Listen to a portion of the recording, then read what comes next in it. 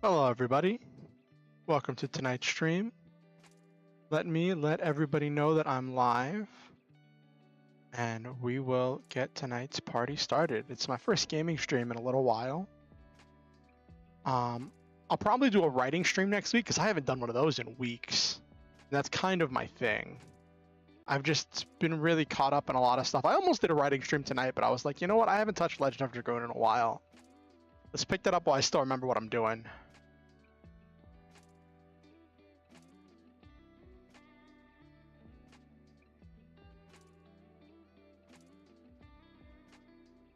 Oh, hey, Silva.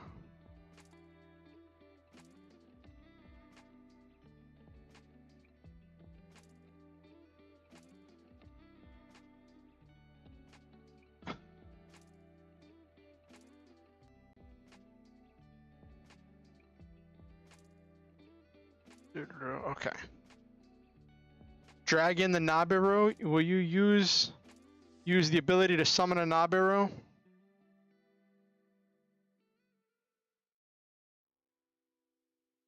Ah, looks like the Nabiru summon spell worked.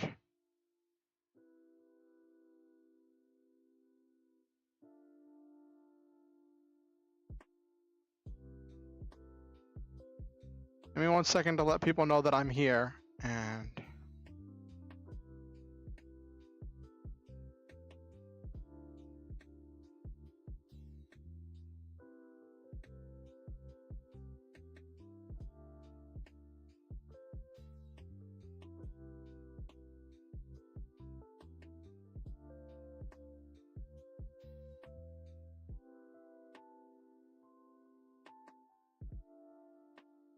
okay. Oh.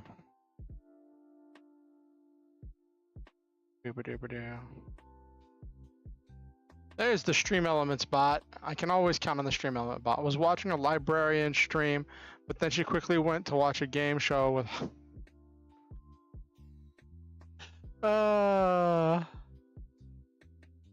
That's funny.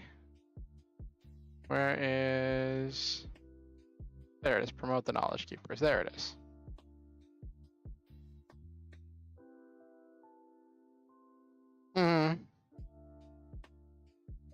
Of course, who could you be talking about? Imp with an S. I love it. I love it, Silva.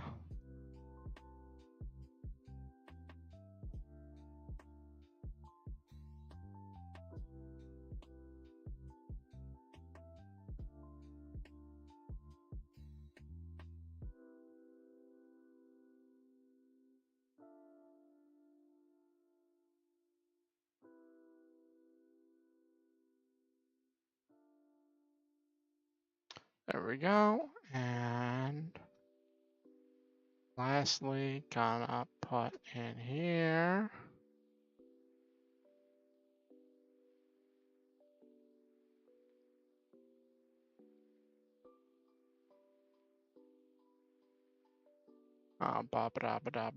Where is... there's so many things on your self-promotion. There it is.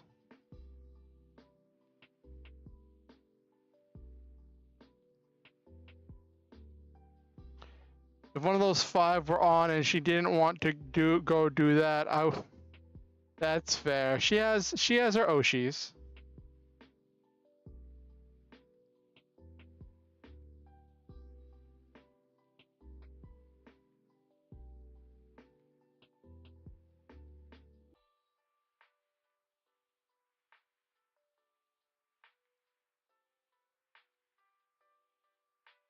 Okay.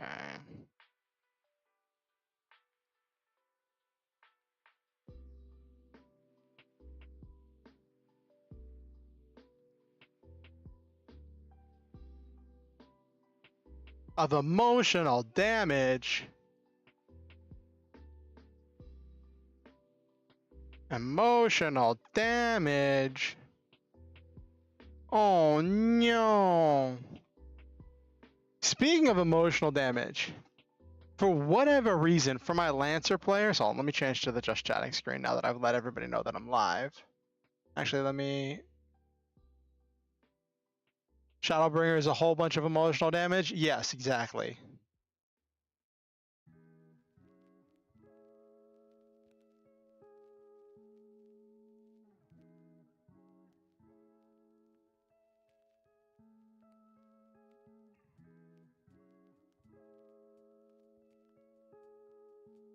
I gotta quote retweet my link.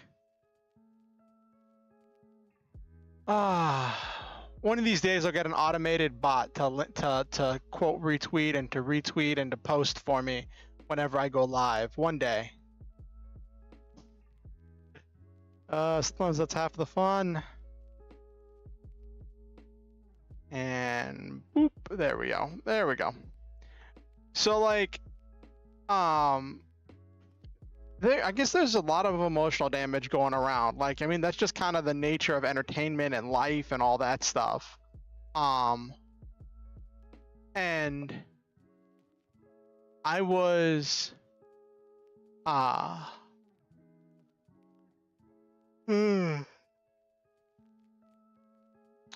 was like dealing with some kind of emotional damage when I was watching the last Critical Role episode. That was so brutal because like it was so much tonal whiplash in the episode of the latest episode of Critical Role. Like they went to visit one of the characters' hometown, and the episode before that ended with them arriving at the hometown. Like it ended with them arriving, seeing this big tree and whatever, and then the guards and the defenders jumped at them because they didn't recognize them at first because like the only one who'd been there before hadn't been there in a long time, and so then there was this, oh no, they're gonna have to fight. They're gonna have to fight their friends, but then it all got dealt with, and there was this like deep emotional stuff with seeing a past character who'd been really messed up. And then all these emotional moments of this character interacting with his friends and family and all the people in his village. It was definitely like a homecoming episode, right? And then they find out that like this character's sister-in-law had gone on a quest to retrieve these special plants that are needed to make a tonic or whatever to treat this poison that can't be treated any other way. But there was a group of volunteers, so it wasn't just the sister-in-law. And nobody's made it back, and it's been days, and they were expected to be done in a day. And so the party says in order to prove themselves, they'll go find the flower and find out what happened and bring back the people. They found a bush of the flower, which it wasn't all they needed, but it was about a third of what they needed, right? But what they also found was this like undead demon or devil thingy that was like summoning undead, and like as they were fighting, this character recognized some of the undead that were being summoned as some of the people who went with the volunteer group. So it was this heart-wrenching emotional damage, realizing that these were some of his people that had been killed and turned into undead, but they all weren't there. There wasn't like the whole troop there. So it's the hope that maybe the sister-in-law, maybe some of the people got away and are somewhere nearby that are waiting to be found.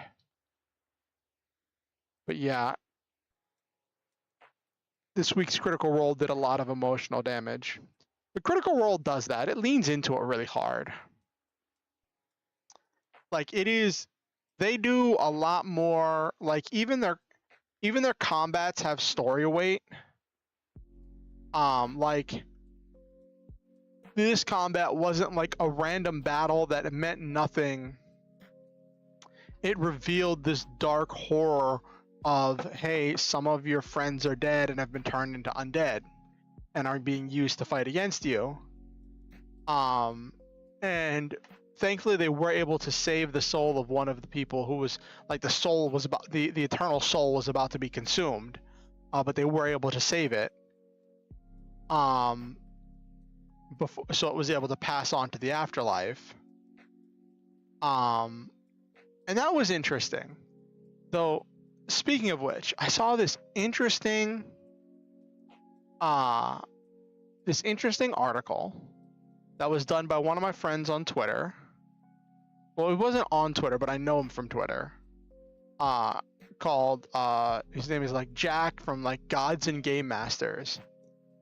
And it was really topical. It was really interesting because like I had just been thinking about it, right? Because in the D&D world that I play in on Wednesday nights, like the DM has said, not every necromancer is evil, and that's been part of the interaction has been like we've had interaction with this necromancer who has a very sympathetic backstory and is treated as just another form of magic, right? This article I was reading was talking about why traditionally necromancy has been seen as evil. And I was like, let's see that. And it was a really interesting article that talked about like some of the relation between life and death, and also the fact that like the concept of using magic to animate a body without binding a soul to it is very new. Like in a lot of traditional like folklore and legends that D&D draws from and other TTRPGs draw from, normally whenever a necromancer animates a skeleton, they are binding and imprisoning the soul of the person, the soul that once resided in that body. So then like that soul is bound to that body in order to animate it and make it move, and is being bound to their service. And that's one of the reasons why they're normally considered evil, is because they're denying someone their eternal rest in order to make them work. And I think that's an interesting take. And it is a very historical take, because that is historically how that worked. The idea of magic that can animate things without a soul supporting them is relatively new. Like, and that reminded me of all the stuff I saw of like the magics from like all the stories I read about the stories from the Salem witch trials and stuff. People saying, oh well, she sent her spirit upon me that caused this effect, and the idea that like the witches were communing with the spirits, and the spirits were making the magical effects is interesting. Which then, now that I'm thinking about it, that actually loops around a little bit to JoJo, because it's said whenever the stands are introduced in JoJo that to normal people who are non-stand users, they can't see the stands, they can't see the spirits. They can only see the effects caused by the stands. So it looks like you are causing this effect to spontaneously happen in thin air, or to just make this thing happen. And I think it was Abdul who said, to everyone else, stands are what stands are described as any form of magical, like all forms of magical abilities and supernatural powers are somehow connected to stands. That's not exactly what he said, but that's like kind of the inference, that like most of these magical or supernatural powers that aren't actually tricks are actually stand users using their stands for things. And that again leans into that idea of getting a spirit to perform the magical effect, which is interesting. But I don't think stands are actually. I haven't finished JoJo, so like I don't know all the mysteries of the stands. I only got partway through the series, and then I just I dropped out of it because I wasn't super motivated to get involved with it. Like, I liked the first 2 seasons of JoJo that dealt with Haman, and then the change to stands was very drastic. And I don't know, it got really bizarre. JoJo got really bizarre. You know what I mean, chat?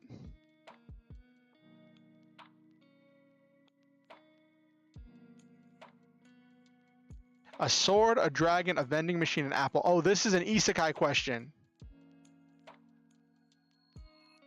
Weirdest to be reincarnated as?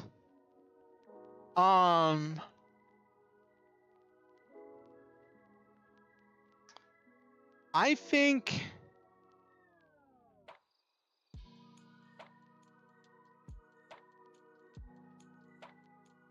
these are all real ones from different stories.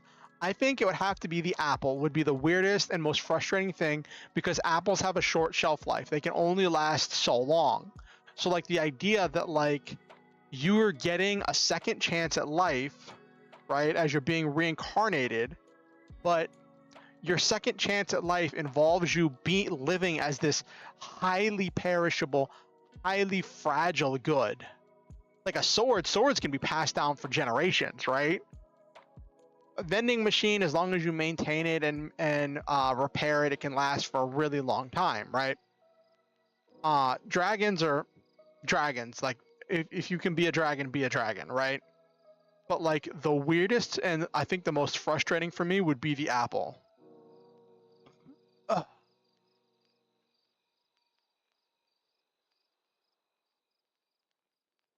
Oh my gosh. So like, okay.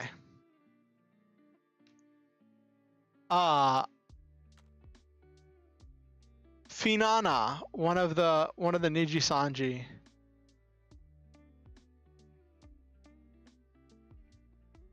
How is the apple OP? Does he just like shoot seeds at people? Like what? How does that even work?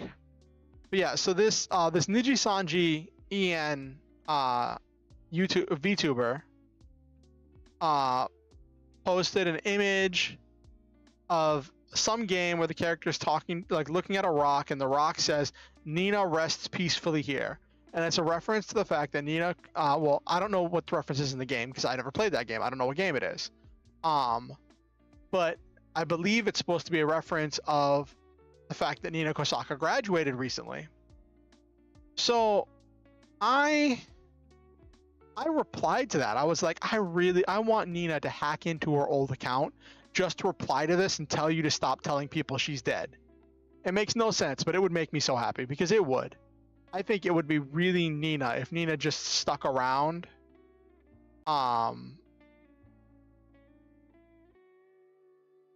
Just stuck around to like a ghost haunting everybody's streams.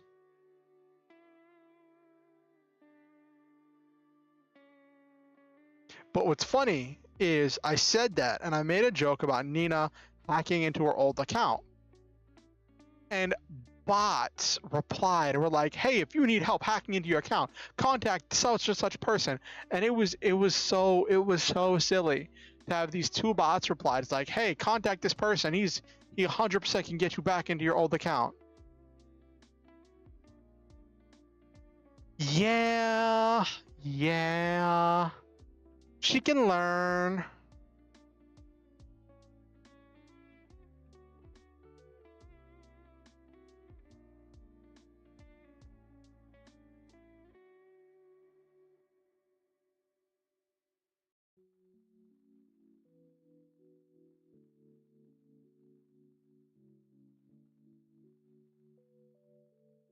So many people are responding with tears.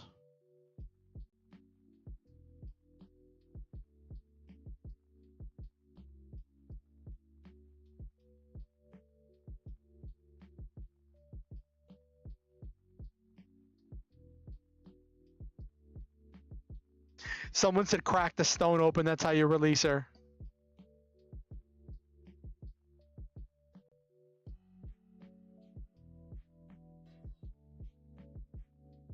Oh my gosh.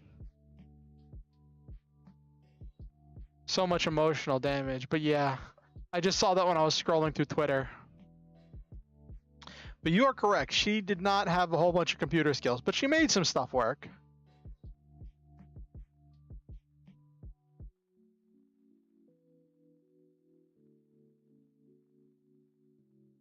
What? Why Twitter? Twitter's going to be introducing daily limits to the number of DMs unverified accounts can send.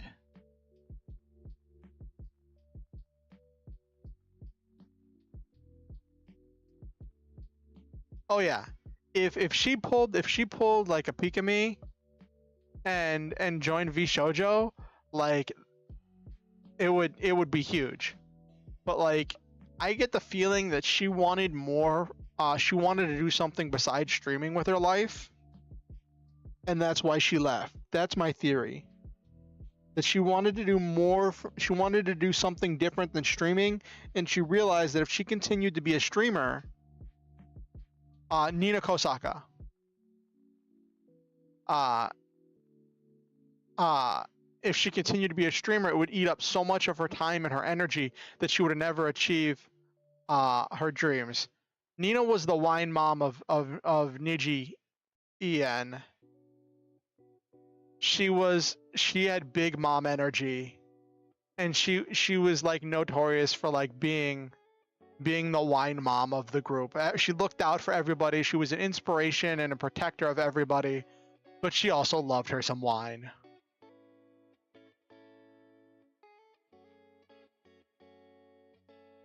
Didn't she do like feet streams too, where she would have a foot cam looking at her feet, and her feet were wearing these socks. You couldn't actually see her feet, but people still showed up to those streams.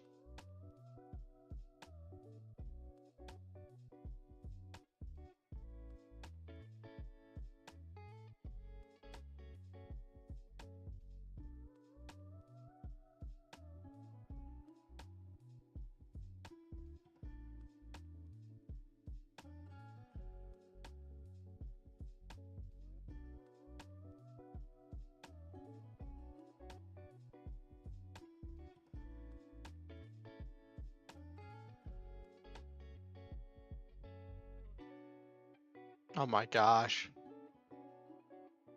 Someone shared this image.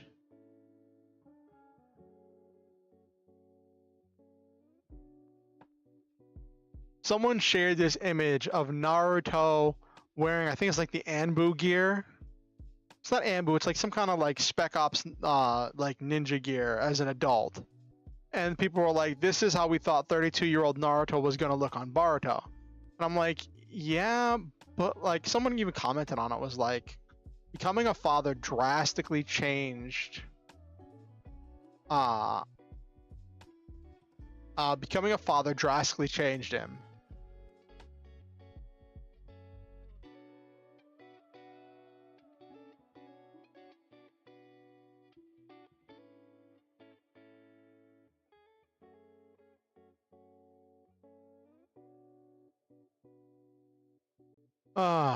Remind me of the curse clip I saw involving another wine fan. Oh no, what wine fan was that, Nabiru?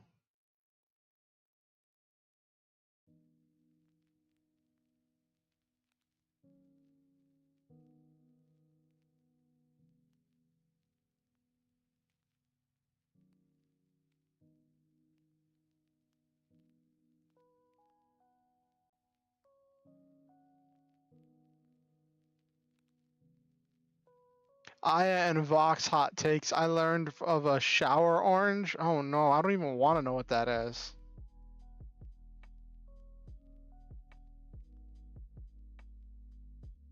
Eating an orange in the shower. Okay.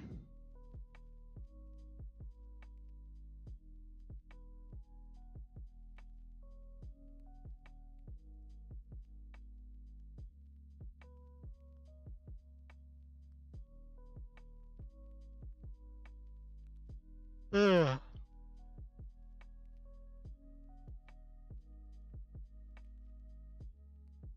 but the way they described it being feral, biting through the rind, you're in a shower, so it's fine. What? Why? Where's my head shake? No. Oh, that's not the button I wanted. Oh, there we go. There's my sad face. There's my sad face. I know I had sad face in there somewhere. Like, why? That's my only response to that. Why would you do that? Just bite through the rind just because you're in a shower? That doesn't make it...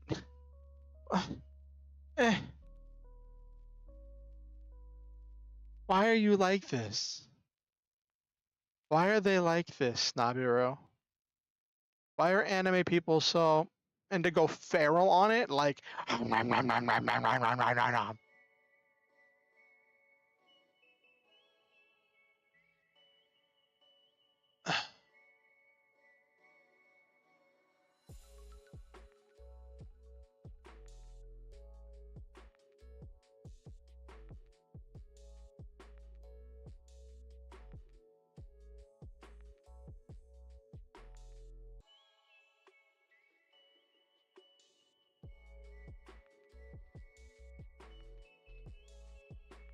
I was watching cursed food clips. It popped up. Thanks, YouTube. Oh, goodness.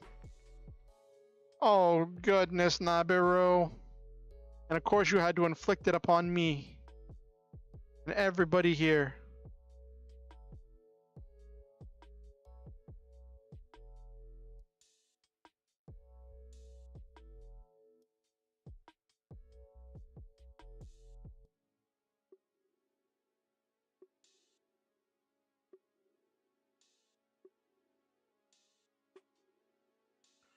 All right. What's in my pocket? Hold on. Oh, I had some Mio flavored water drops in my pocket because I took them with me when I went to get food before stream. I almost didn't stream today. I was in and out all day today. I had so many plans of stuff to do today, but I was just so tired. I stayed up super late last night talking to people, like last night into this morning. And then like when I went to bed, I got up to eat and take my medicine, then I laid back down. And I was just out of it for like the rest of the day. I was going in and out and weaving in and out and just like just out of it. And there was a point when I'm like, it was like 7:15, and I was like, I need to get up and start getting ready for stream. I need to start getting ready to stream. I was like, I don't want to get up, but like, I need to eat. I need to do something. If I'm gonna stream, I was like, I could just cancel stream. I could just cancel stream and just lay in bed and stay in bed and sleep the entire rest of the day. And I almost did it, but I realized I'd miss y'all too much. Also, I realized that like for my own mental health, I need to get up, I need to do things. Even though this streaming is a hobby for me. It's not like a career thing. There was a point when I really wished it was, but now I kind of just enjoy it being a hobby, you know? I enjoy it. It's fun. I get to be a part of a community. And it's just good fun.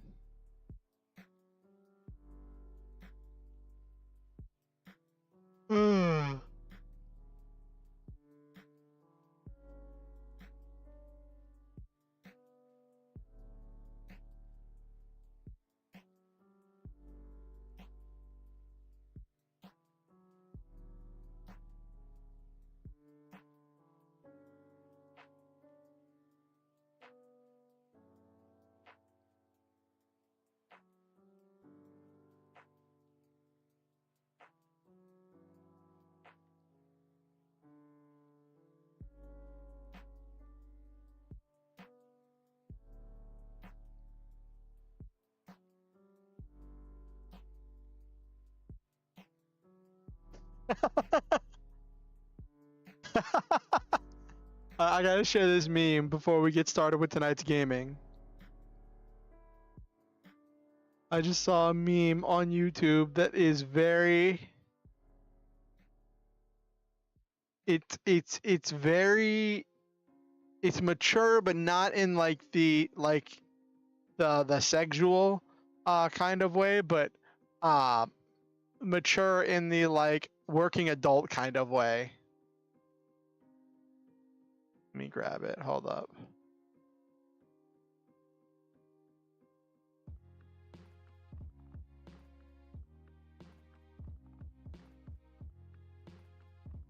All right, and download.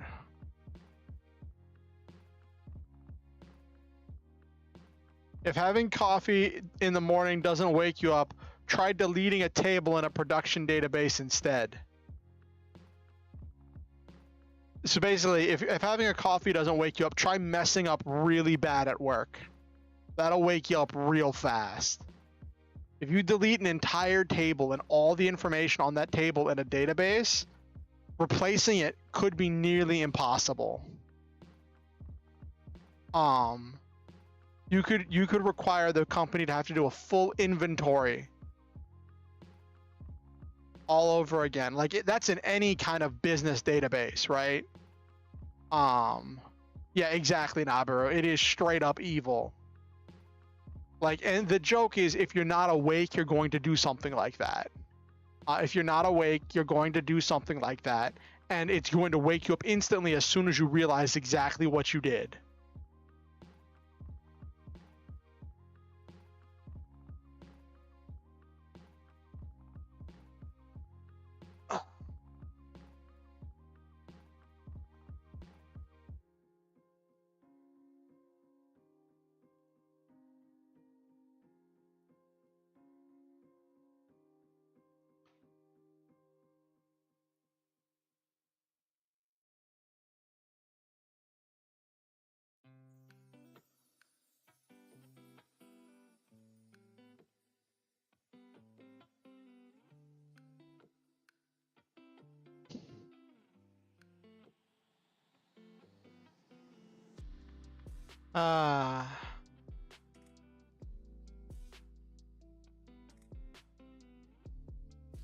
But yes, that is absolutely evil.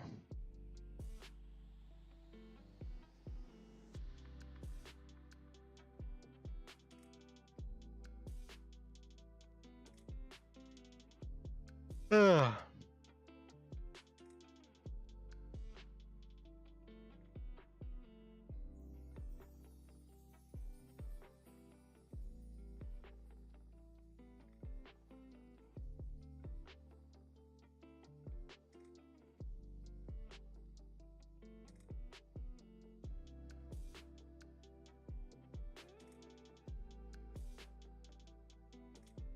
Okay.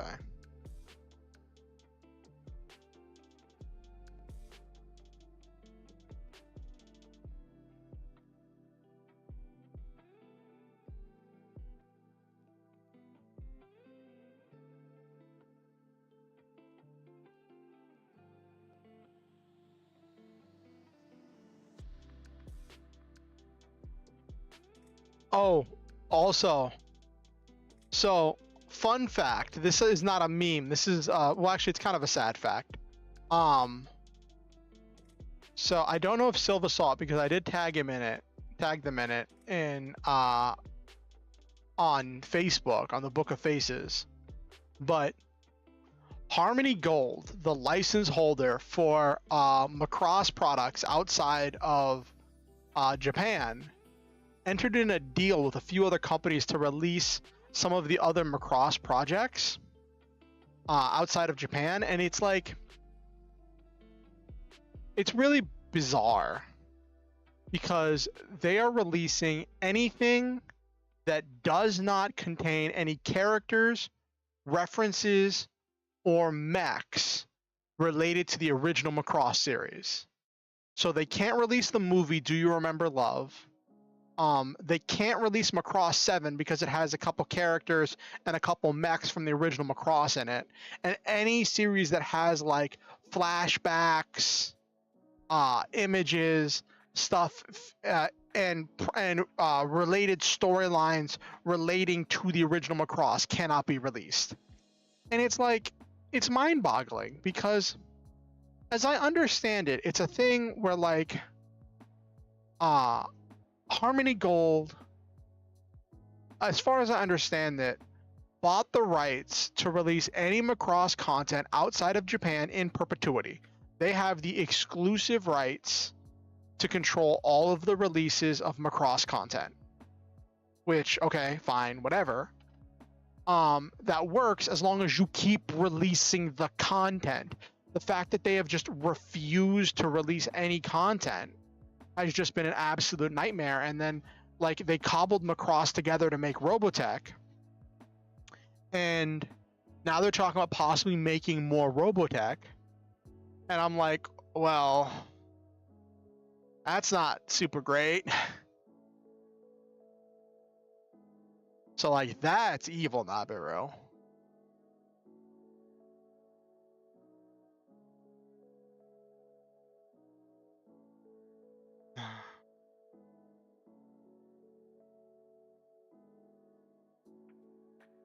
All right. Anyway, let's get this party on the road. We got a lot of ground to cover.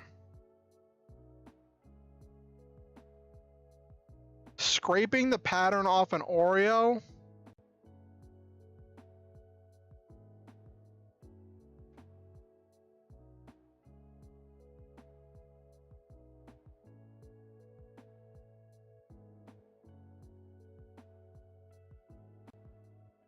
That sounds really bizarre.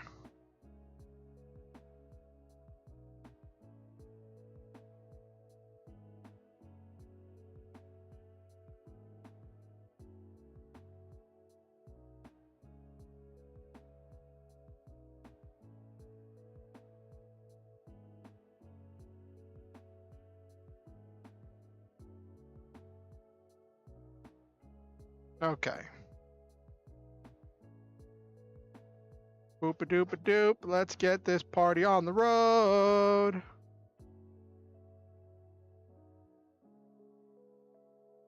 Scraping the pattern off an Oreo. That just sounds bizarre, Nabiru. Now let's see if I can boot this game up without crashing my OBS. Controllers up, running.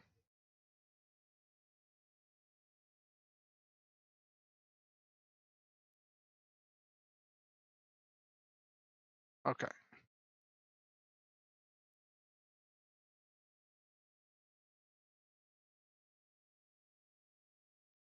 Okay, here we go. All right, let's go. Let me turn down the game volume a little bit.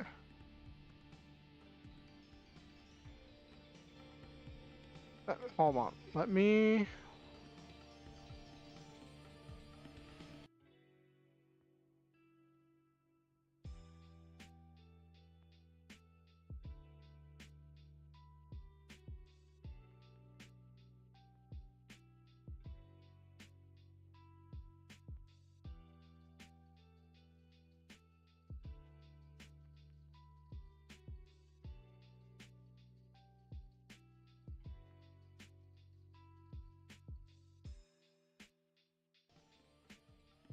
Okay, there we go. Cool. Awesome. Let's play some Legend of Dragoon.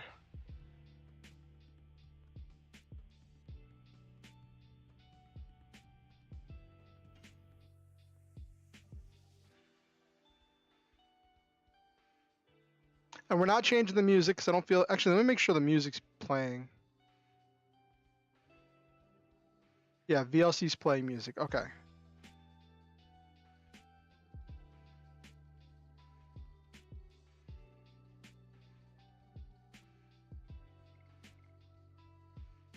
What are we on? We're on the 20-hour one.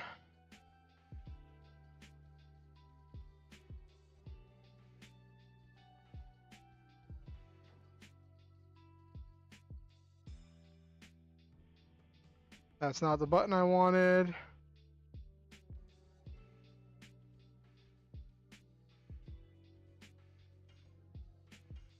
Okay. Trying to remember what I was doing. I think I was like exploring the castle before I left. I think that's what I was doing.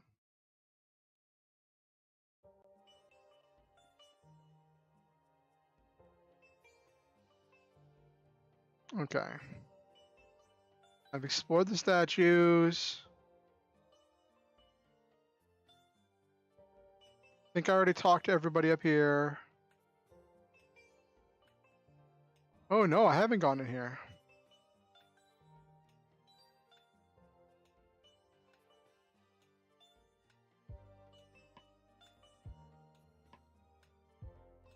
Who are you two?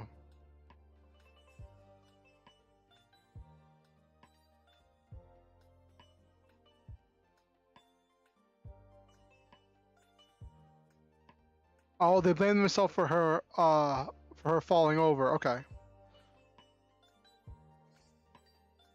Moon Serenade? What's that?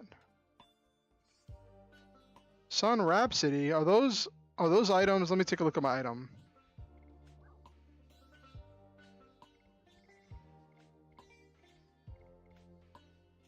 Completely recovers. Ooh, that's nice.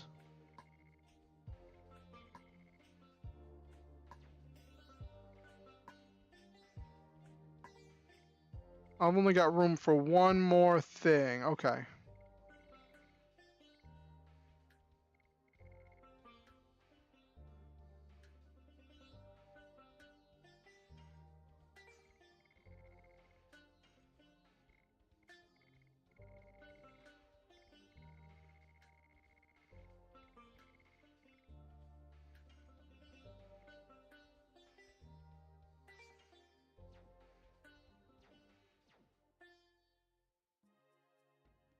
Oh, so this is an area I haven't been in yet. You see those two knights going through the intense training? They're the knights who accompanied Princess Emily on the long ride when she fell off her horse. The Admiral people, they blame themselves too much. If there's any starlight.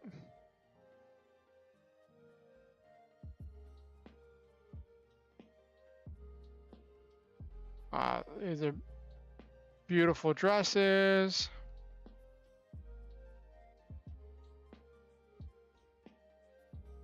Okay.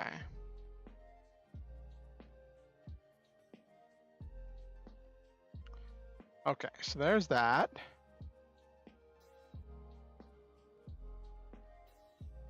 Let's look at everything. I remember.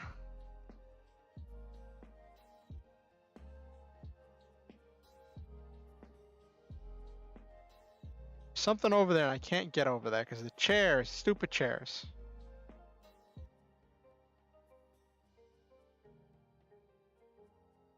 That's not the button I wanted.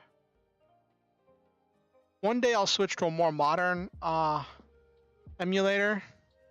I'm still using EPSXE because that was when I first started streaming this game. Oh yeah, there was this whole thing. Right, I have to explore this castle before I head to the valley because I don't know when I'm coming back.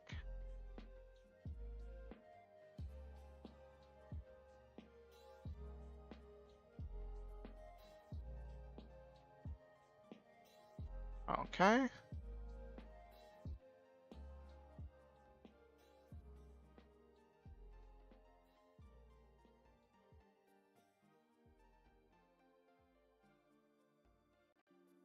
When she's in the city, okay. Does this just take me? Where does this take me? Okay, this just takes me here.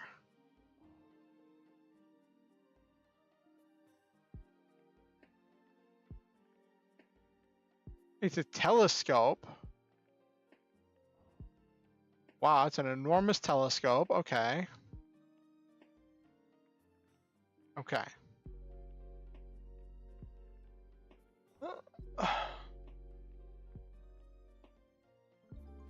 Ooh, found a Stardust. Cool. Awesome.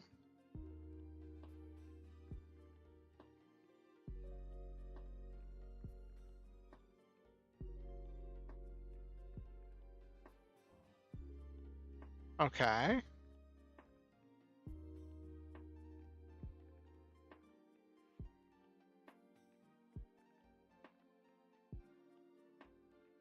Well, the portrait, that is the first rule of being a fan. Every time I see the portrait of Princess Emil, it reminds me of how gentle the princess used to be. Yeah, I can see that.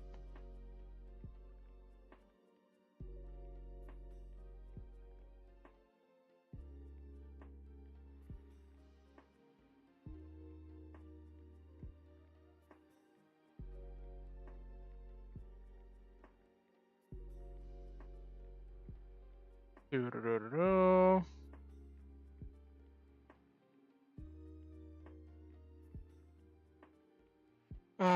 Is Mr. But he is the city's wise man as well. He knows many things. That's why he was assigned to be Princess Lisa's governor. Okay. Okay. Let's see what's in here.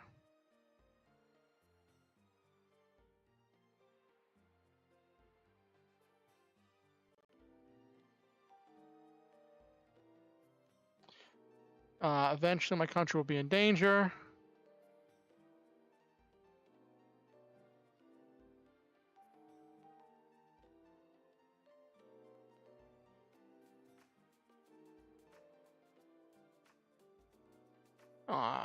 It seems she's come.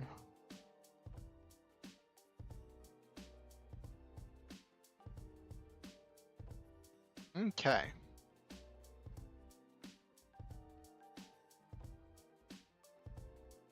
That's an interesting question. Why is that telescope aimed downward? Well, I found one stardust, so that's good. That's already made all this exploring worth it.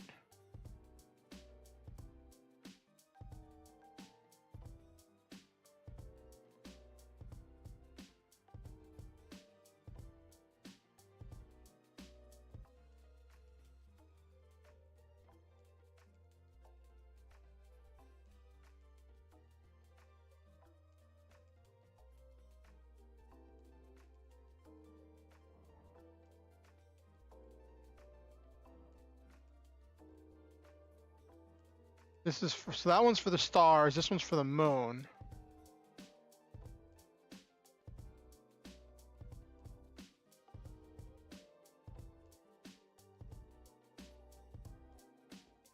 Let's see if I can go all the way to the top of this one.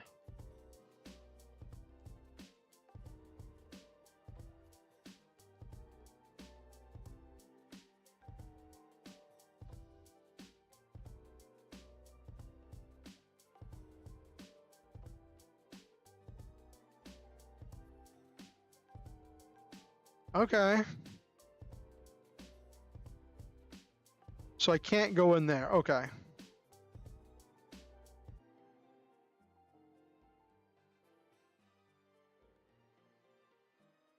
Okay. Well, I found one stardust, so I'll take that. I'll take that and run with it.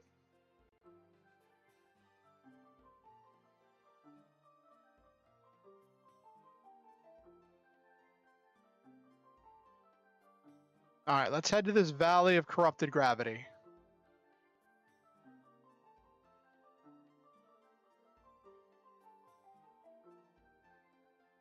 First, let's save. Now that I found my 14th.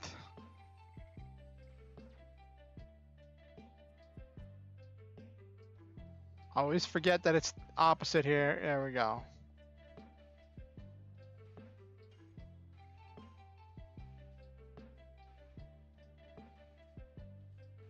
There we go. Cool.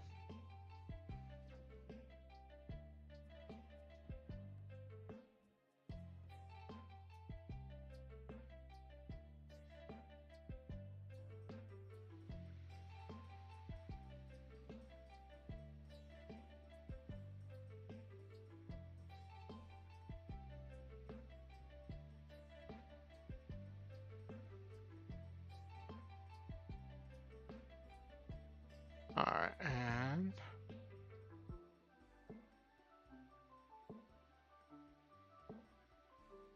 Right, because the coming of age ceremony gives her the moon dagger, which is the celebrated item of these people. And my theory, I think I remember from playing before, that she's like an imposter who's pretending to be the princess.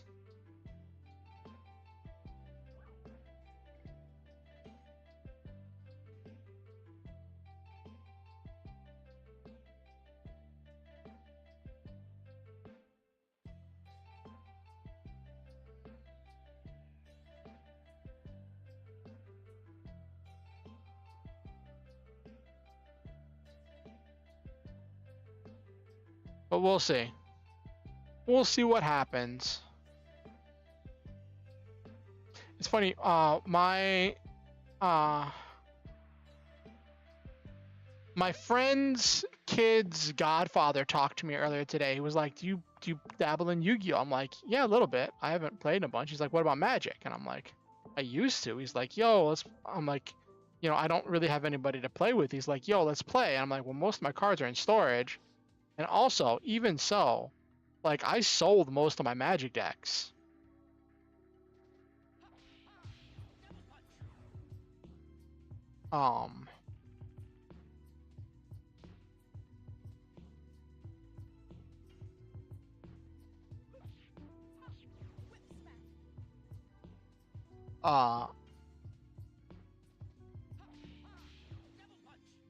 But he says he has a few decks, and also my roommate just got his hands on a few Magic cards, so I could build a deck. I might build a deck just to play. It'll probably won't be like standard or anything, but it'll be silly. Oh, cool! He leveled up.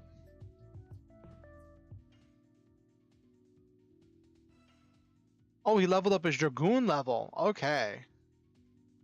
So he learned new magic. Okay, so they're both level 2. Let me check. Let me check.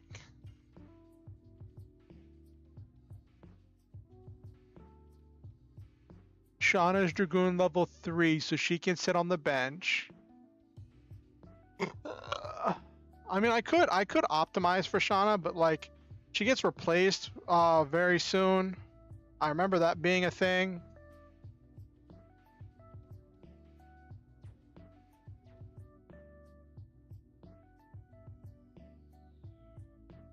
Okay, and I think last episode, I got permission. Okay, I'll save right before I go in.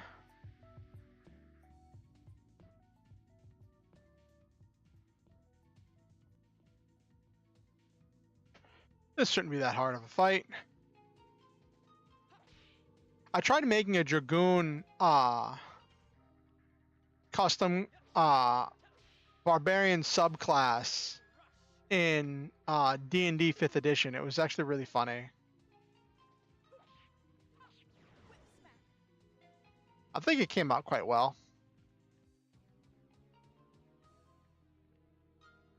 A bit more versatile than the actual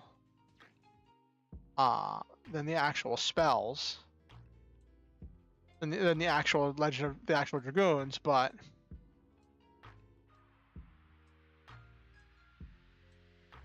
more things coming at me in the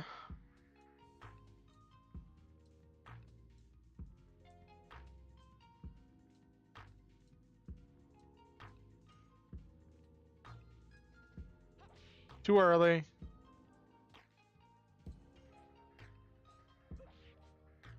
Oh, missed. Oh no, what's this gonna be? Of course it's shooting a dart.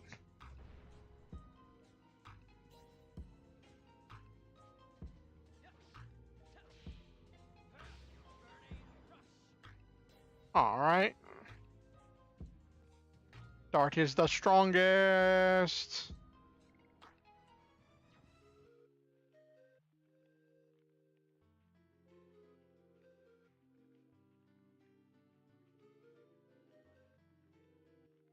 I'll save here so I don't have to run all the way here.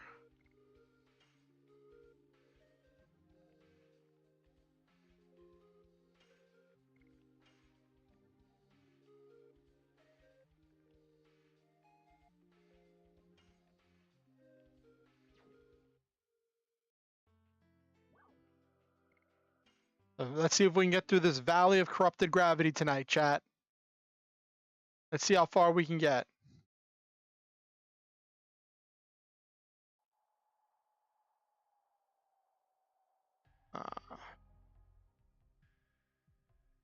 One second. Okay, cool.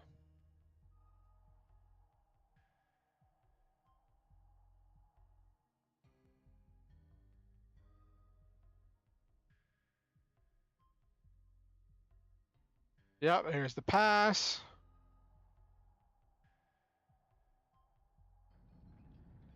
Dun dun dun.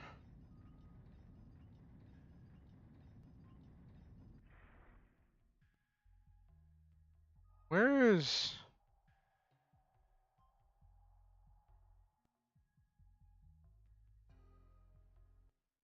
Why is my music not playing? Hold on. Why is there this space of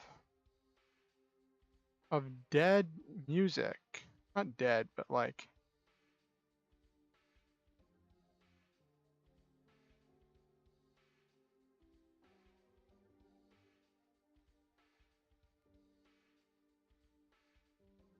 No.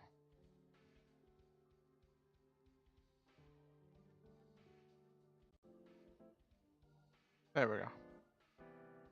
That's better. Let me go talk to the dude at the top, see if he has anything. Let me check one last thing for Stardust.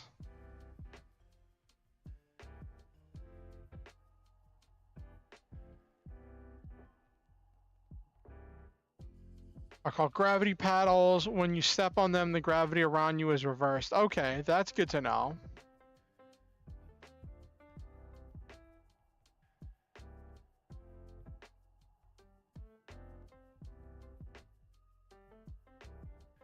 All right, let's go into this valley of corrupted gravity. I wonder what it would be like if that was something real.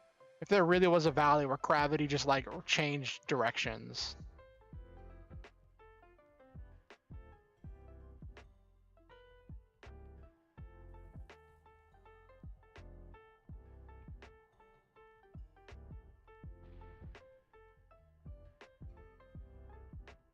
Maru.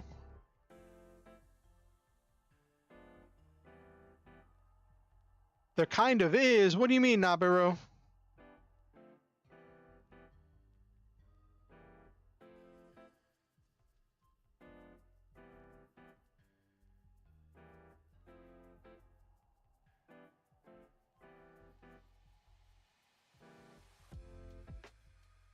I wonder if I should put Maru on my party, but like she's already a high level. Like I know that like in order to do well in this game, you have to pick a team and stick to that team.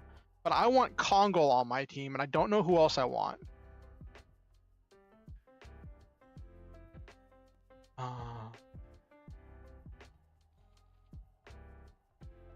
Oh.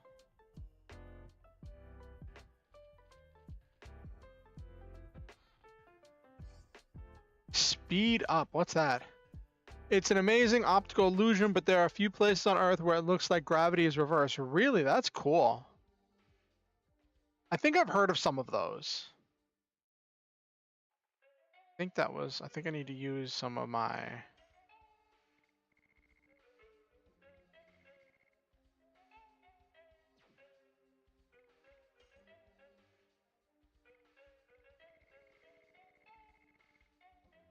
Doubles agility for 3 turns. Ooh, okay.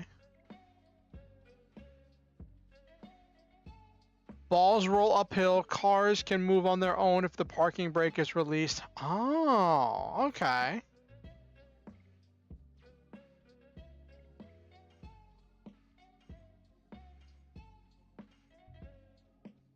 Okay.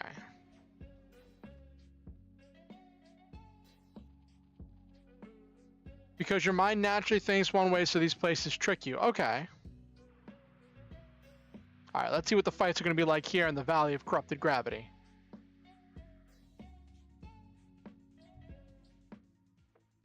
Ooh, got the moles and the vampire things, except these ones look stronger than before.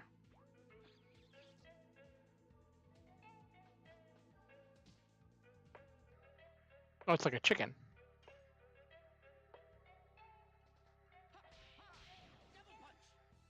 Alright, doing a bunch of damage. Okay, Hatchel. Let's remove one damage source. Too late.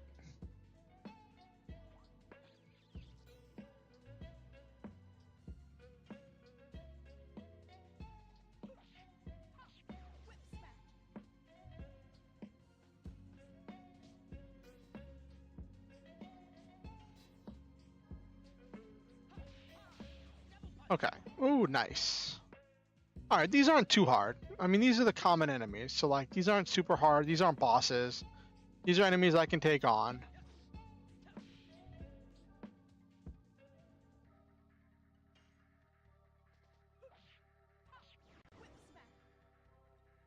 Okay. That's not bad.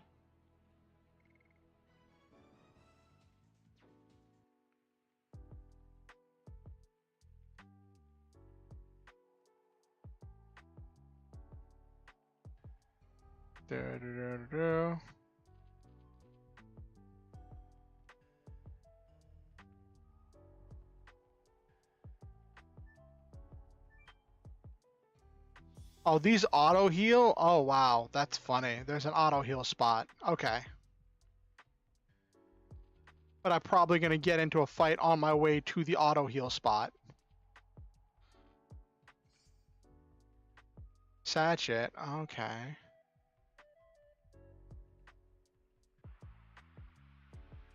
How do I get back? That rock fell down.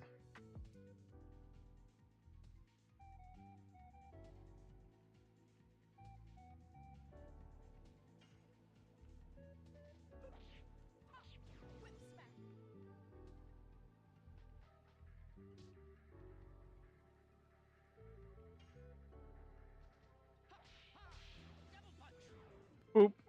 I gotta see how what level his double punch is if he's ready to move up.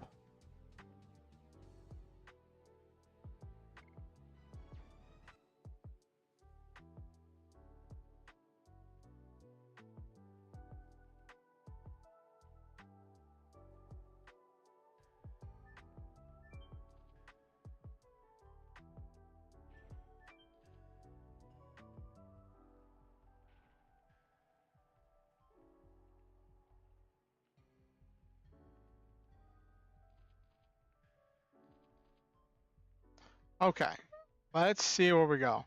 But yeah, so like my friend's daughter's godfather was talking to me about magic and stuff, and he asked me, he's like, "You want to do this or that?" I'm like, "Listen, I'm getting ready to stream." He's like, "Oh, what do you stream?" I told him I'm doing Legend of Dragoon. He was like, "Oh, cool.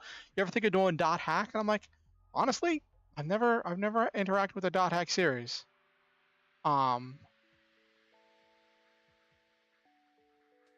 So that was interesting.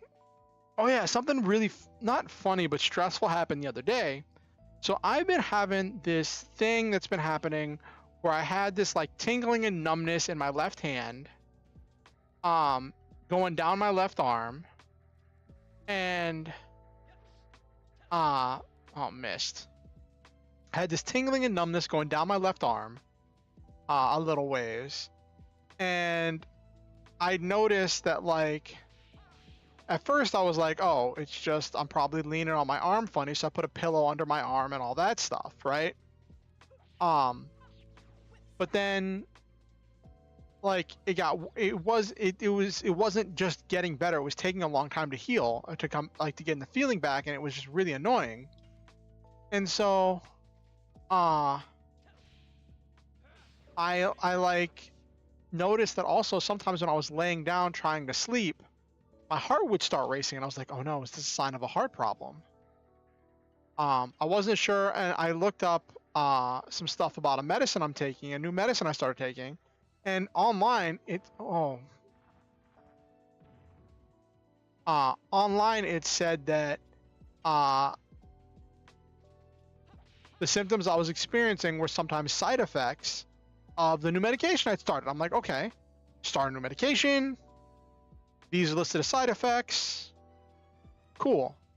So I called my doctor's office and I was like, hey, I'm experiencing these side effects. Internet says they're related to this medication I just started taking.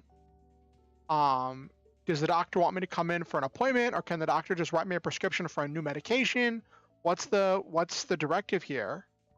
And I didn't talk to my doctor, but I talked to someone at the front desk of my at the clinic I go to, and they were like, there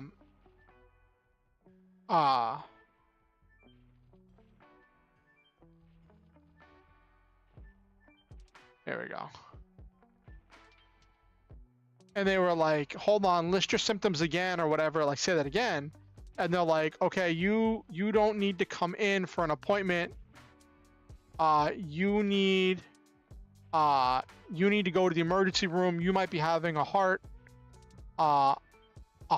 might be having a minor heart attack and all this stuff, right? So I'm over here like, oh, great, that's the last thing I need, you know? So I ended up going to the hospital and I was super freaked out. I was going to a new place, talking to new people.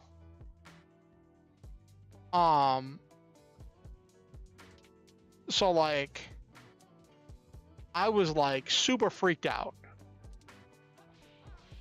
And I was like, this is bad, right?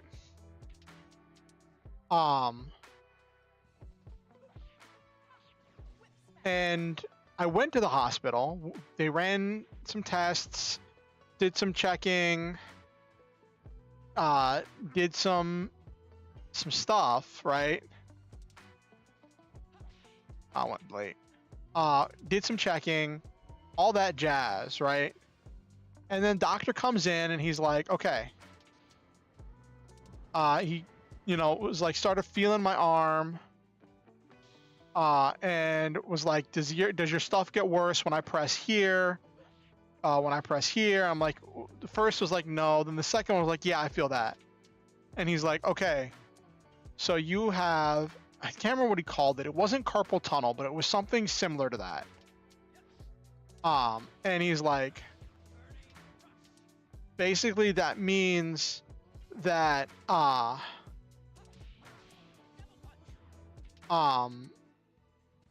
it's what I thought it was originally. I've been sitting at my desk wrong because my second monitor is on my left side, right?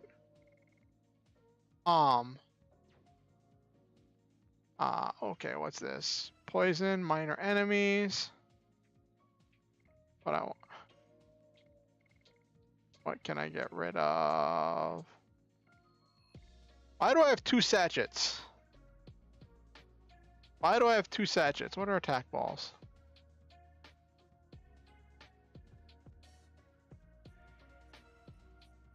Well, yeah, so they found that out. And then I'm like, okay, well, what about the heart thing? Where, like, I was experiencing my heart racing and stuff when I was laying down trying to sleep. And they're like, well, you take anxiety medications, you have anxiety. If you have unresolved anxiety, even if you're not anxious about anything at the time, it happens a lot whenever you're trying to lay down and go to sleep. You feel like your heart's racing when it's not. And I'm like, oh, it's just that I have anxiety. And like, there's part of me that's really worried that there is an actual heart problem that's getting ignored because of my anxiety. But like, I gotta take it one step at a time, you know? All right, I'm gonna get rid of one of these sachets because I never use them.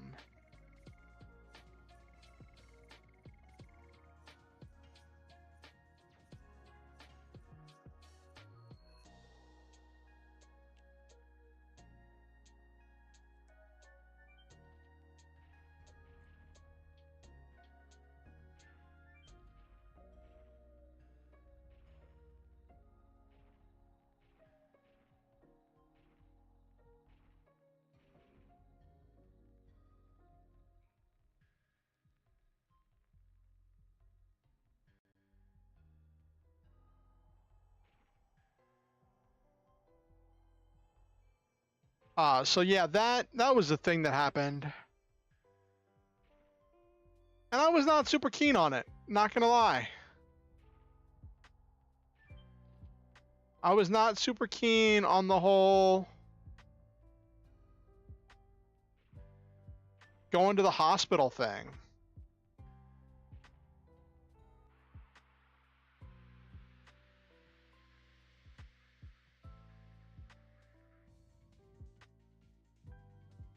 I have a medication I'm supposed to take whenever I have an anxiety and panic attack, and the doctor was like, listen, if you are laying down and your heart starts racing for no reason, take your anxiety medication, but don't do it every day or else you might develop a dependency on it. I'm like, okay.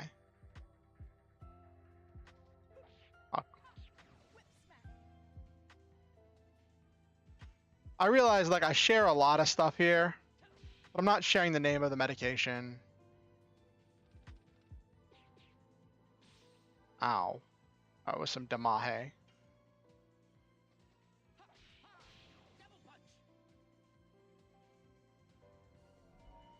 Oh, this is about to be brutal.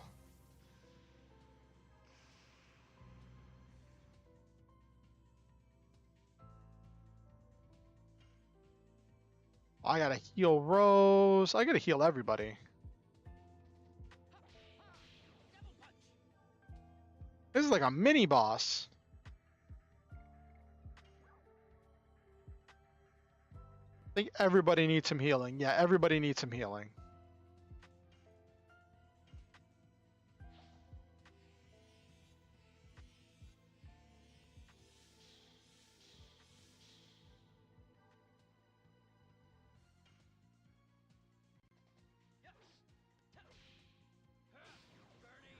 There we go. That was a pretty brutal fight.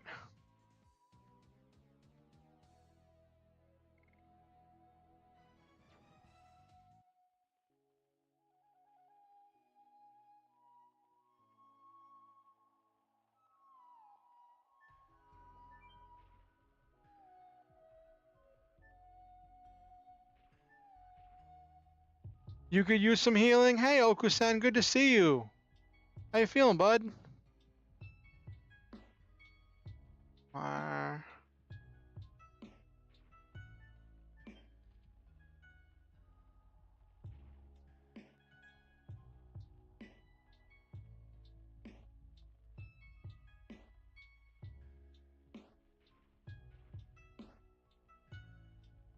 That was useless.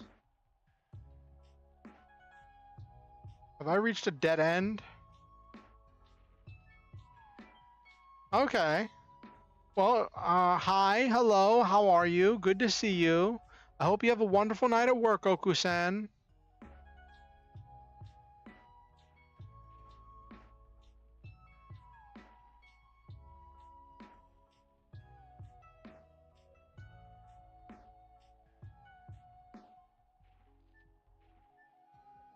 Summon Lugia, that's funny.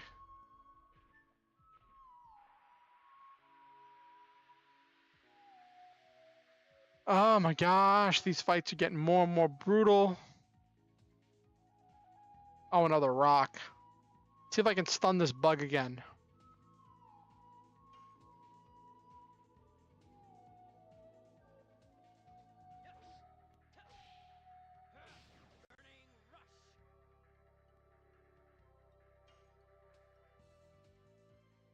Well, fine enough, thank you. I hope you have a wonderful stream. Thank you, Okusen, and I hope you have a great night at work.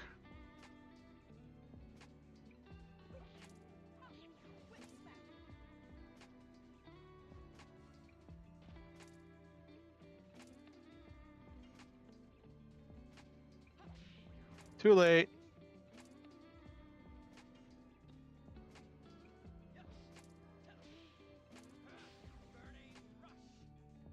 Okay. I should probably have the thing that's for the auto things on Albert because Albert's stuff is ridiculous.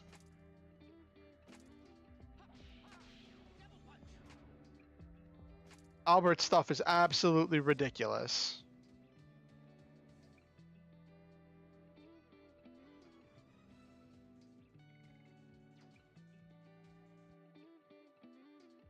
Keep getting these poison needles.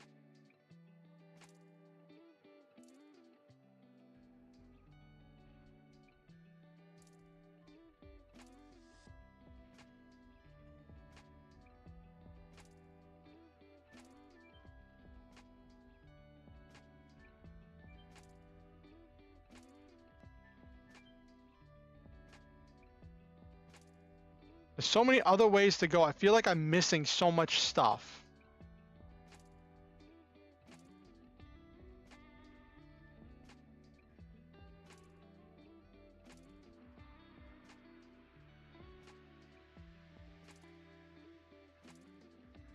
Okay.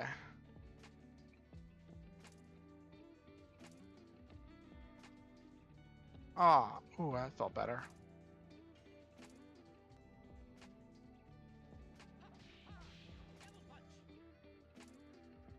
Boop. Of course it runs away. Wasting that damage.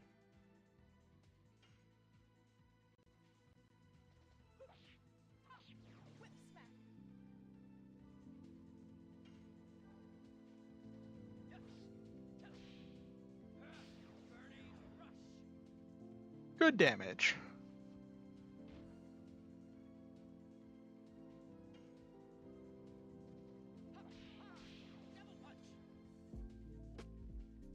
These things have high defense.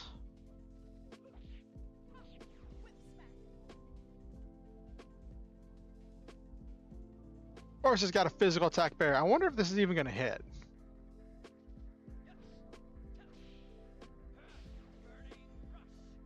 Nope.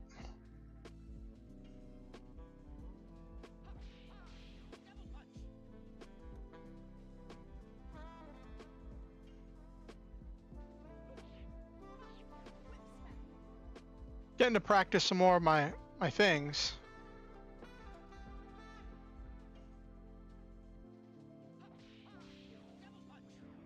There we go. Just last it till its next turn. Just last it for the round.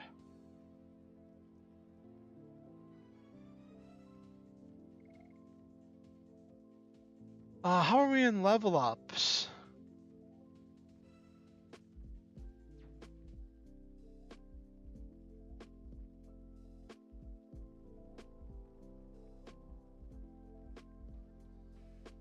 Let me...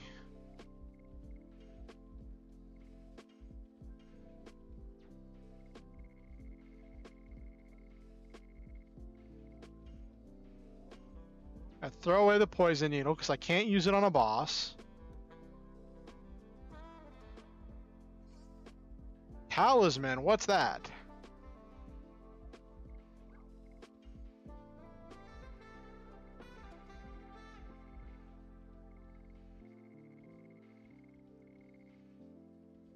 Avoids instant death. Oh no, am I going to need that? Is there instant death in this valley?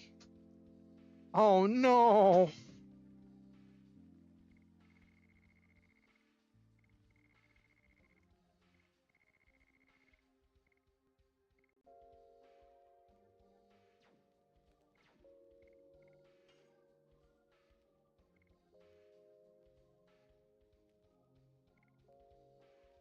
All right. Oh, wow.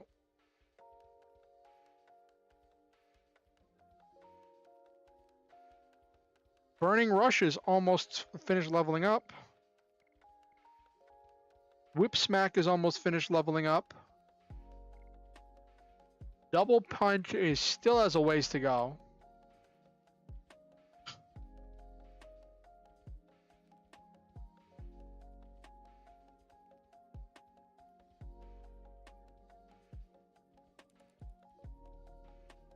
I might use Albert and give him that item that I have on Rose right now, just to see his cool. Because Albert has some of the best stuff.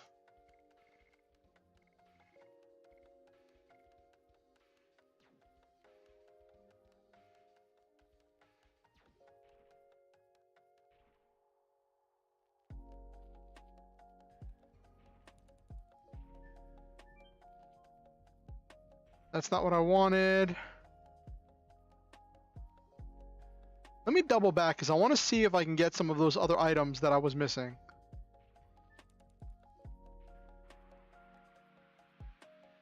Because I feel like I skipped an entire section of this thing, and I don't want to skip anything because it's gonna be a pain in the butt to try. Oh, not this thing again.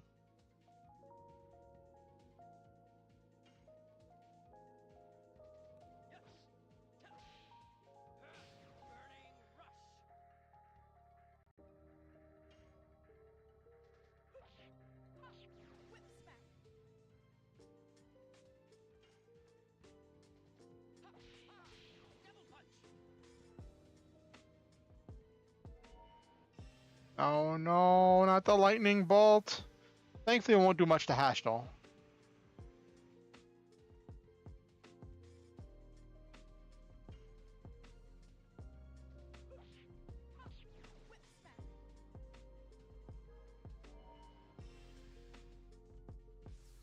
Oh my gosh, it's doing it again?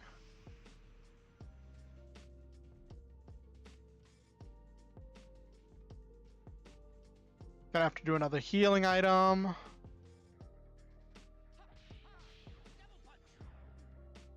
Huh, landed the stun as it defeated him. That's funny. That's absolutely funny.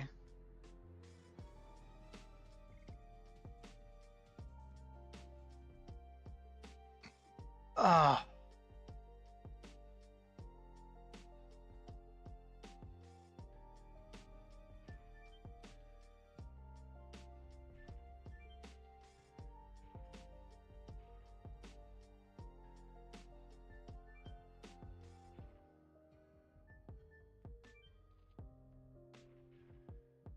I knew there was more. I knew there was more. Okay.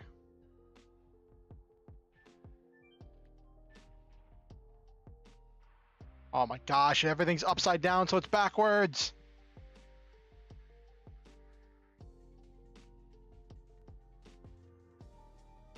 I swear if this thing gives me another poison needle, I'm gonna be mad.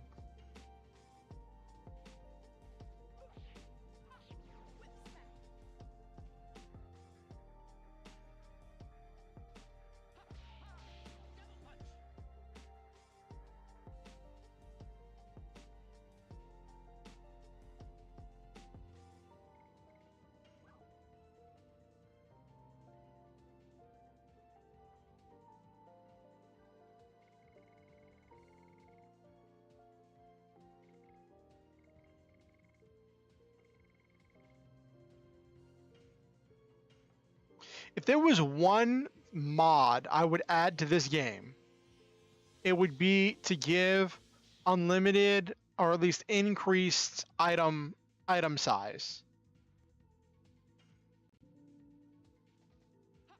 Like increased bag size. That is one mod I would add to this game.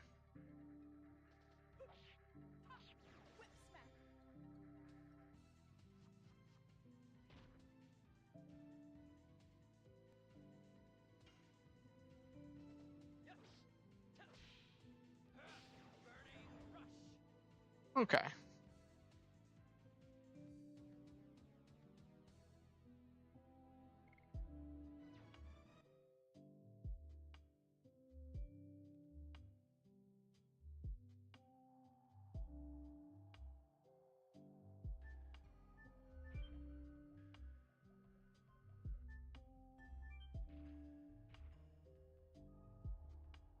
Did I want to go up here? Did I want to go up here? Hold on.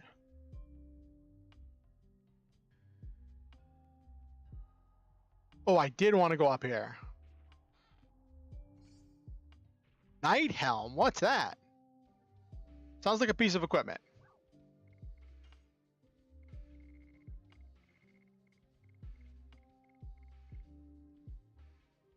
When magically attacked, SP is accumulated. Ooh, what's the defense on it?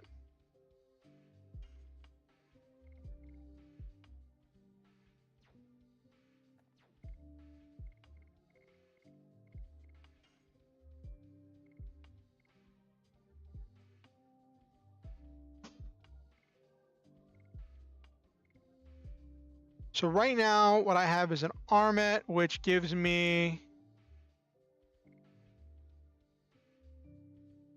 higher magic defense by 5.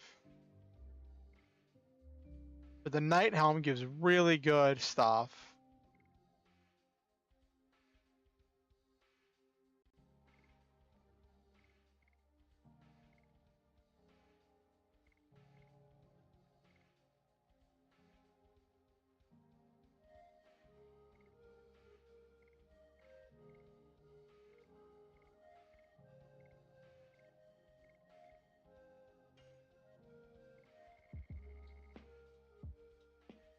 That just gives magic defense.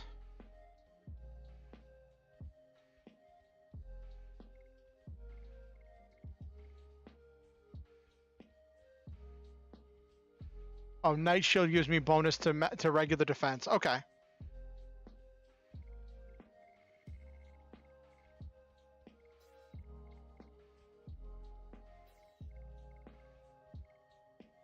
Actually, wait, hold on. The Night Helm gives extra magic attack.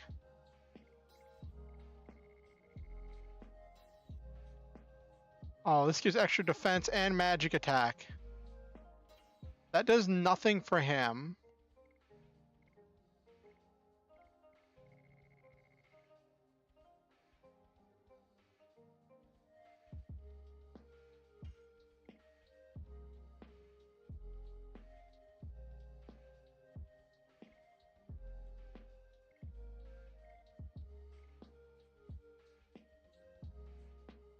Could do War God Calling.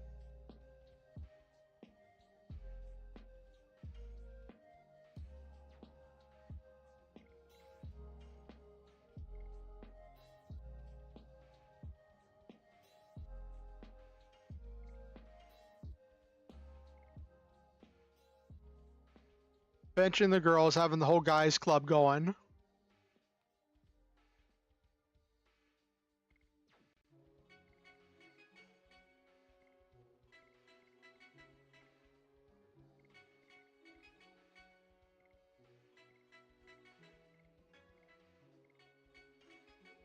Do Gust of Wind Dance.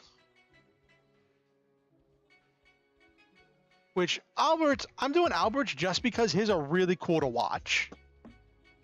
His are just really good to watch and really complicated to do, and I never get to see Albert's stuff. So I'm going to do Albert.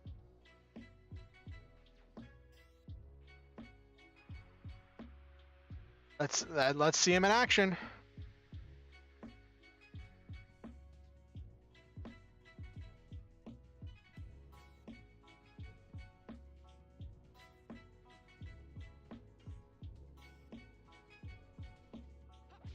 Miss. No.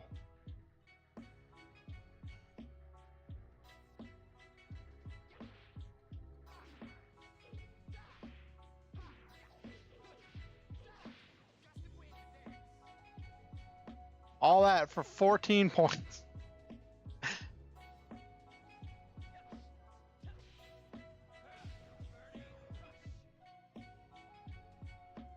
At some point, I'll get the one that gives full.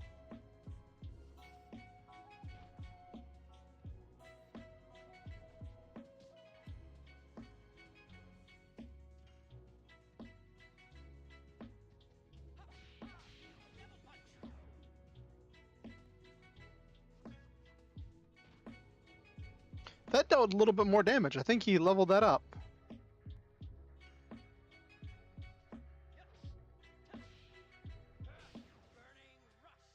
Okay.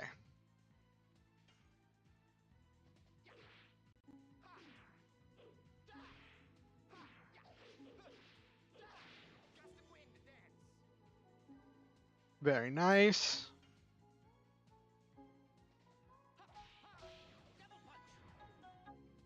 Stunned it and defeated it in the same punch. Go Hashel. When I was a kid, I used to call him Hatchersel. But it's Hashel.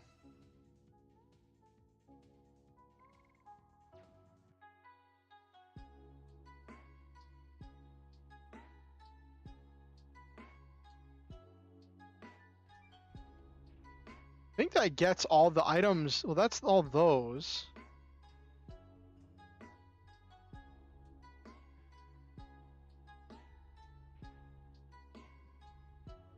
There's all this stuff.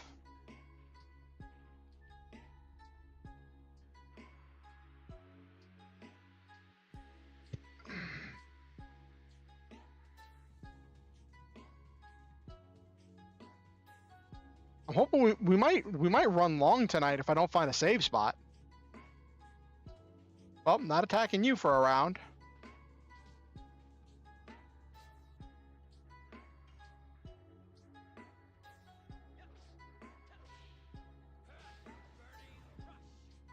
Okay. Oh, I leveled up.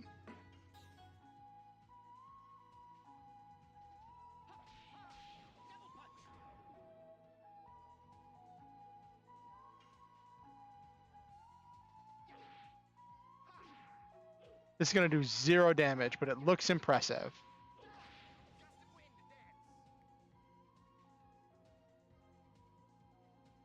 Why are you just putting up a physical...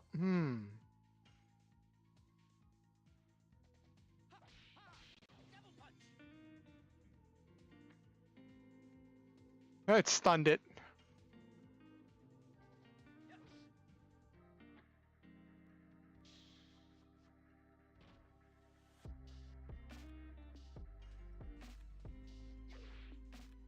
With highly impressive, very little damage attack.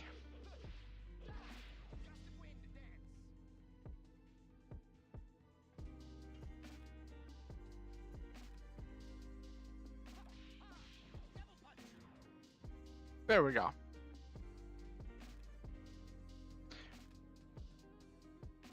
Team Boys Night. Alright, Hashla leveled up. Good. And Albert's going to level up soon too.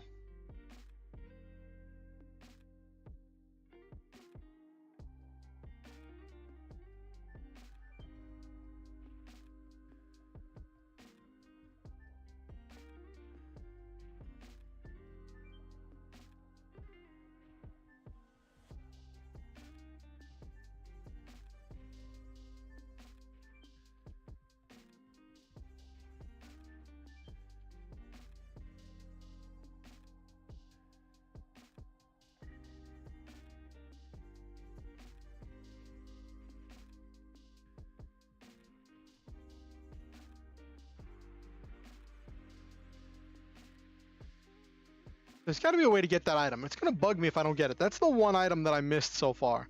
I was hoping there'd be a way to double back for it, but it's not seeming like it.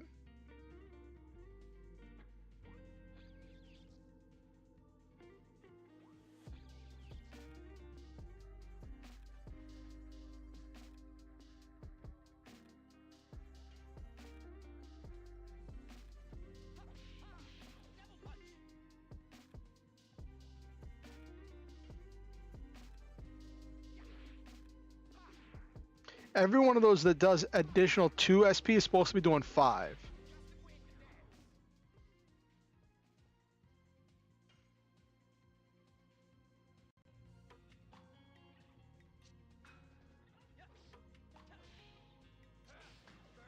I feel like I'm on fire right now. I'm rolling through this.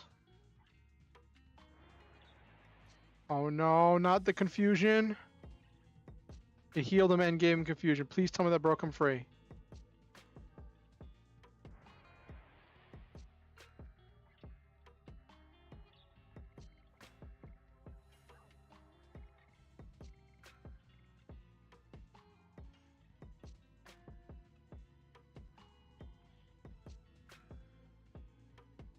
Let's do...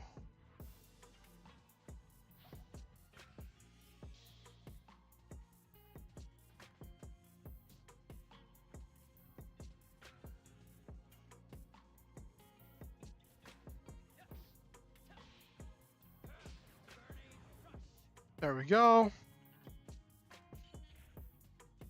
Oh no, that was a lot of damage. He dealt a lot of damage to himself.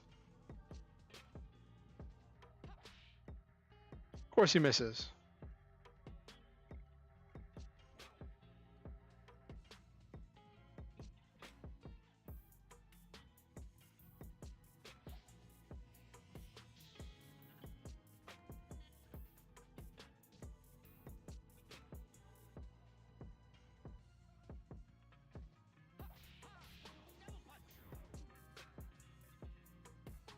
That was close.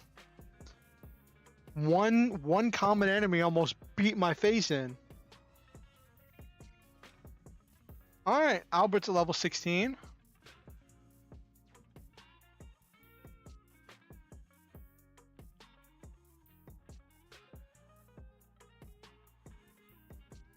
Let me...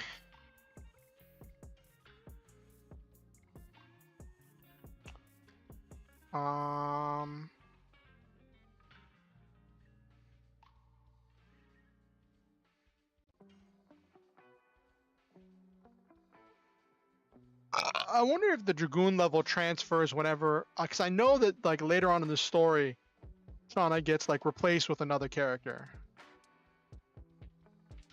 I'm wondering if the Dragoon level goes with her, because she's my strongest Dragoon right now.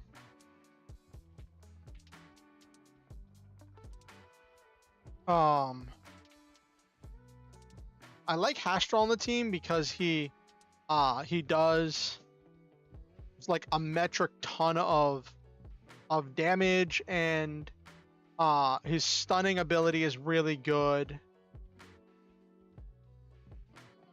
Who do I want here? I think I might keep it with this team for a little bit. Like, I know because I got spoilered that like Rose leaves the team eventually, so like a lot of people say don't invest in Rose too much. But I do like, that's why I'm not like learning her combos. But I do like having her on the team because of her healing abilities. Both Rose and Shauna give me healing abilities. Let me take a look at my additions. 11 more on Burning Rush will be mastered, which is good. Then I move on to Crush Dance. Double Punch is nowhere near mastered.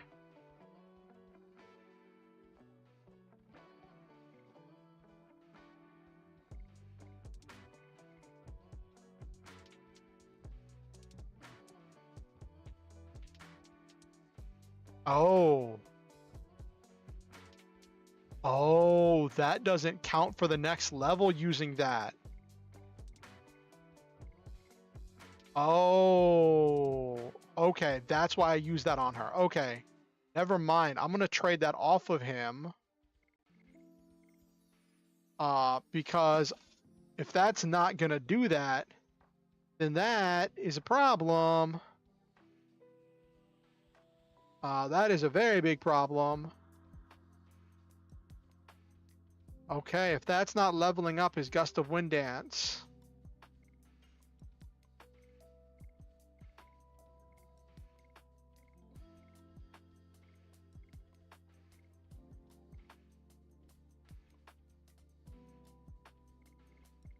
Physical Ring could be nice.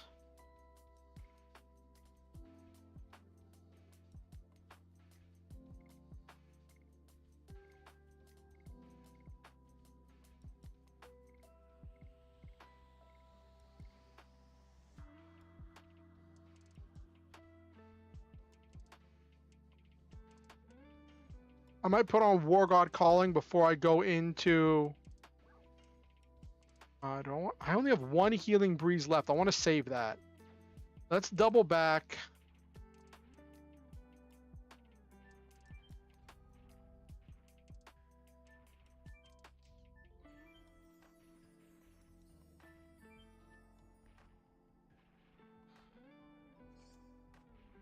Meteor Fall, okay.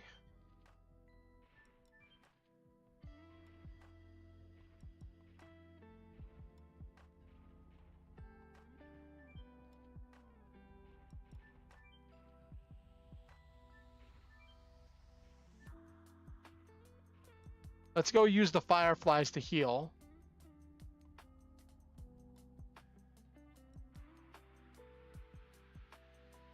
All right. I've managed to double back, get all the items I missed, which is good. I might have to return to town and restock on Healing Breezes because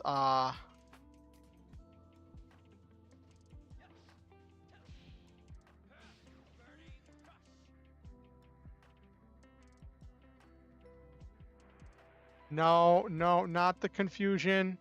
Not on Hashtel.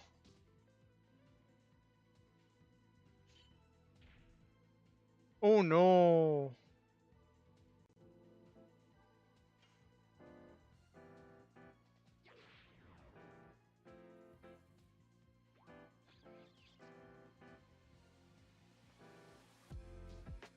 Please tell me that breaks him out of confusion, because I cannot keep using... I got one Mind Purifier left.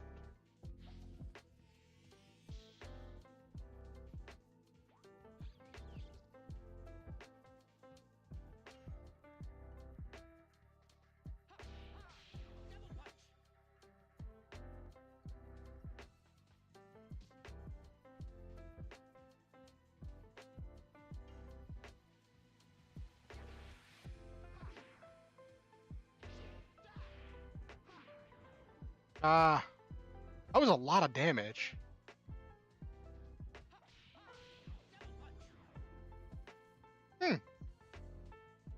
Albert does good damage, even if I don't complete the move.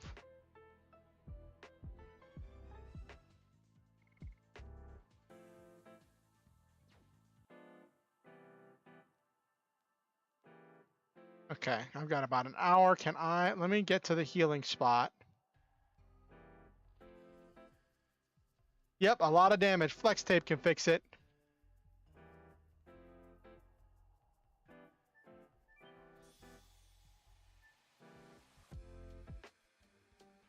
All right.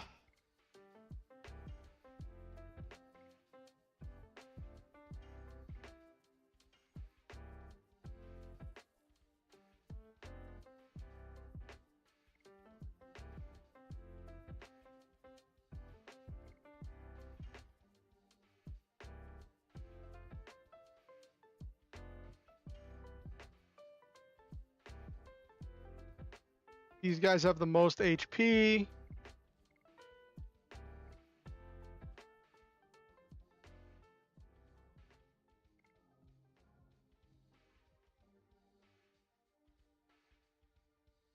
Okay.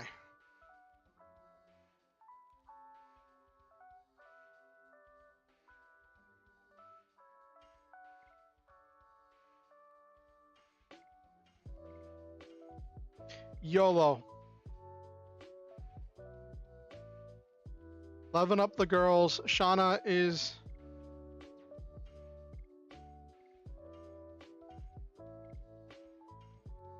Shauna's gonna be getting more Dragoon level, I guess. Gonna be getting more power. Let me...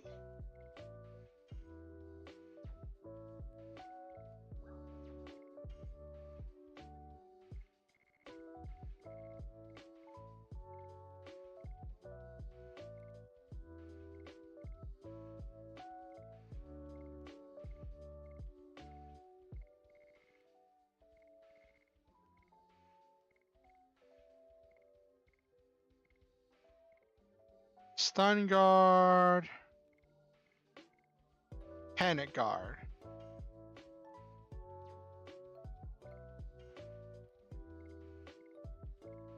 Ten more burning rushes and I max it out. Let's at least max out whip smack.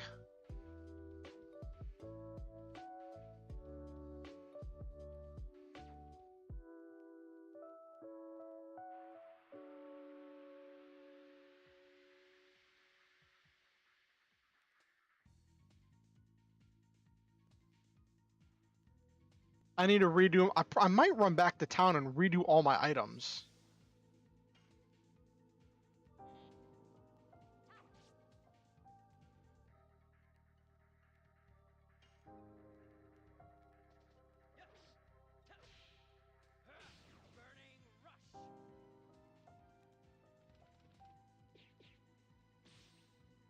That's a lot of damage, but she has therapy ring, so she's just going to heal it off.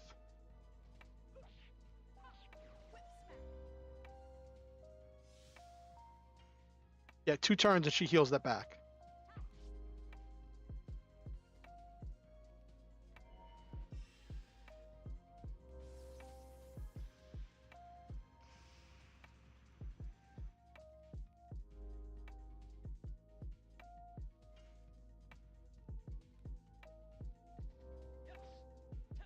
Too early. Too early.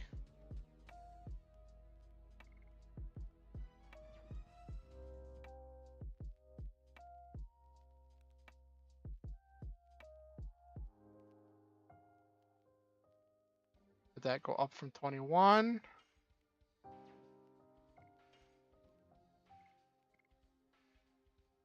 $61, yep.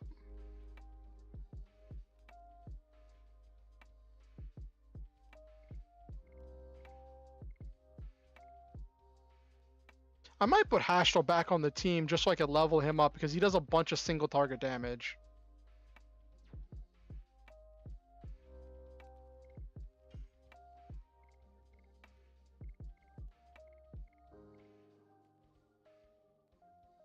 I would increase maximum HP to like 600 or 700.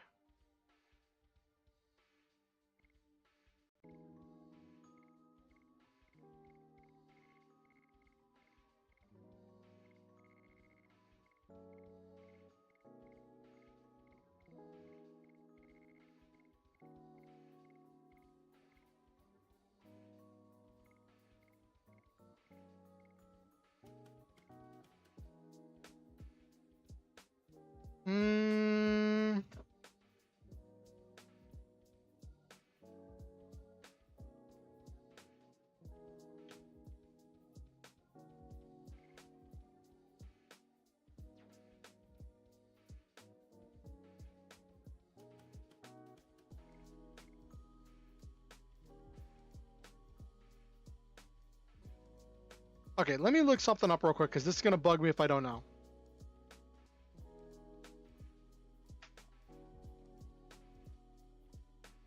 Give me 1 second.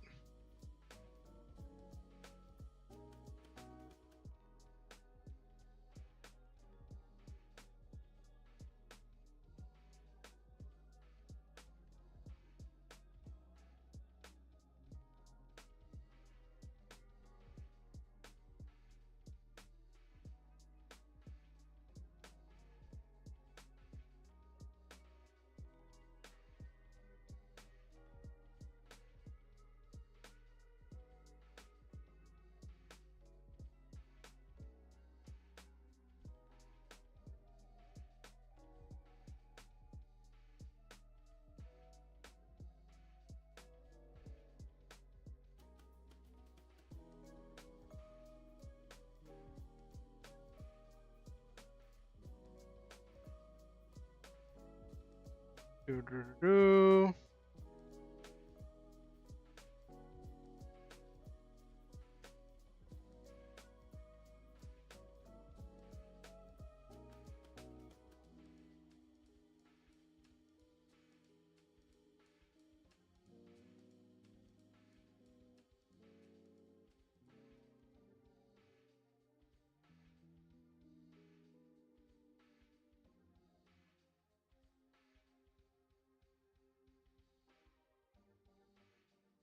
Ba ba ba ba ba ba.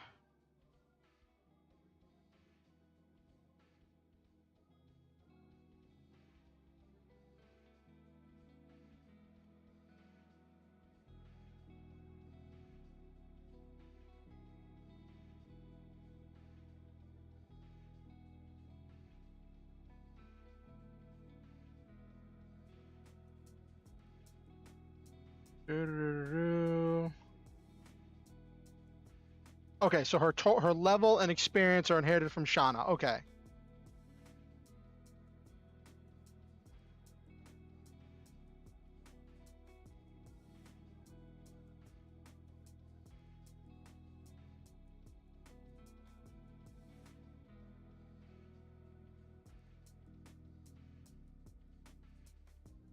Okay.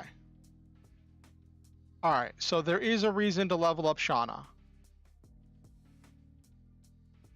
Because whatever stats I have for Shauna is going to be what the character who joins in disc 3 is going to have. Okay. So that's fine. I'll keep Shauna on the team then.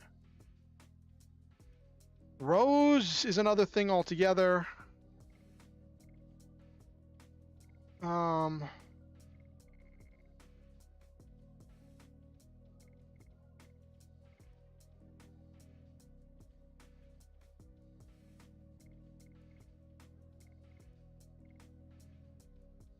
Gotta get some extra defensive capabilities.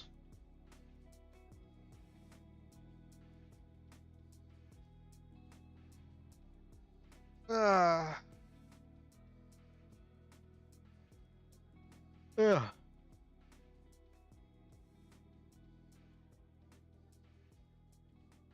We'll keep running with Panic Guard.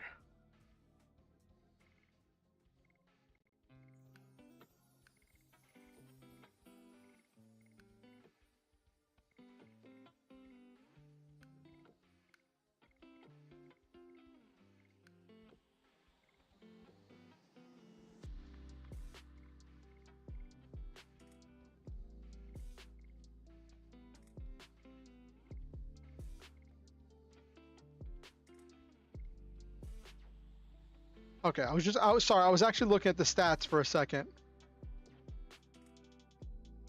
Let's see if I can make it to a save point before we get done with tonight's stream. So far, I've been able to deal with everything else. If we get to 10:45 and I haven't made it to a save point, I'll retreat back to the city in order to restore all of my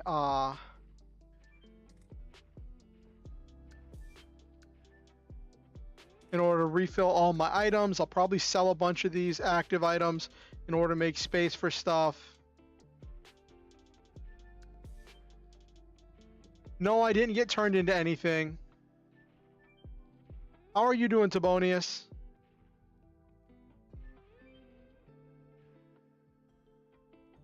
How was your week, Tibonius? What did you get up to? You're good? That's great. I'm glad.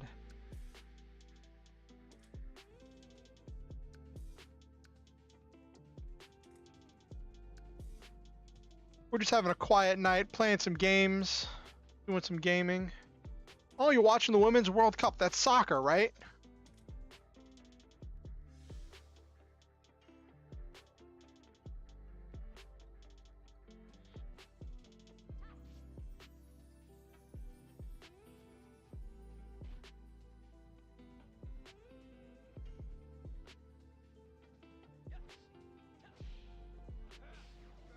World football. Yep.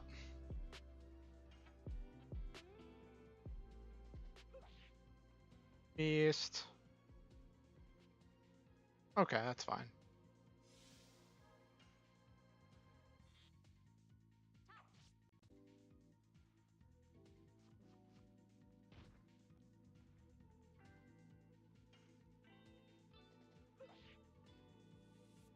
Got to get the timing down on that one.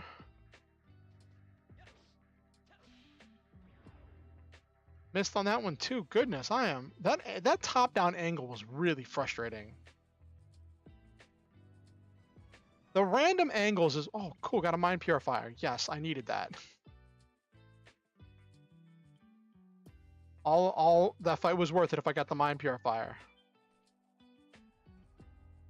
Okay.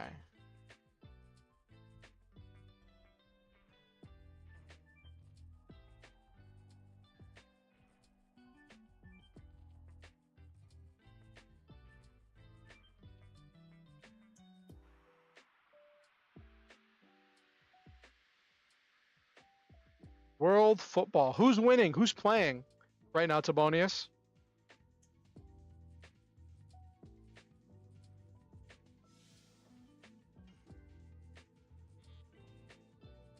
That's nice. USA versus Vietnam.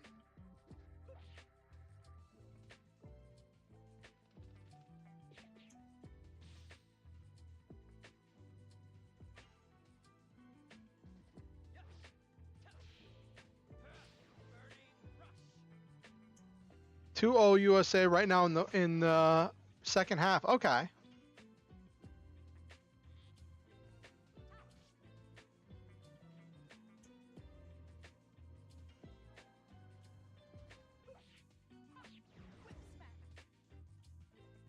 I remember that, like, in professional soccer, those games are normally not super high scoring games, right?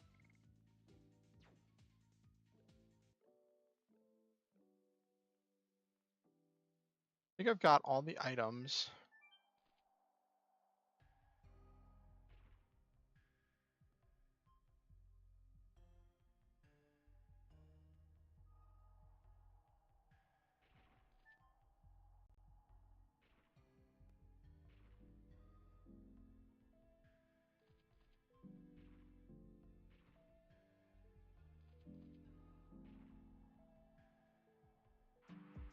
How do I get up there? I want to get... There's a safe spot right there I want to get to. Do I have to double back? Oh, not these things again. I specifically equipped items so that way this doesn't happen.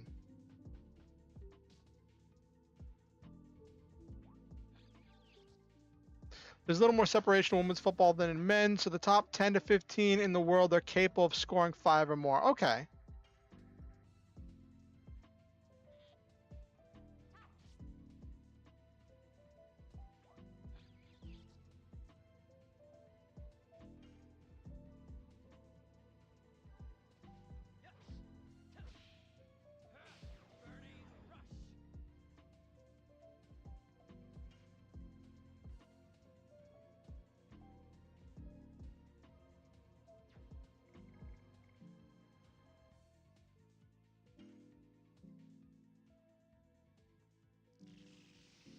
Because I don't want her to die, and I know she has a thing that lets her heal.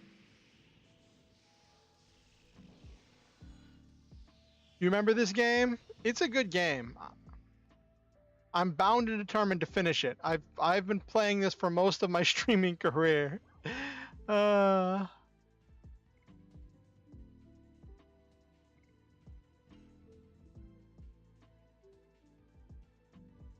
Some of the first videos I made as a content creator were of this game.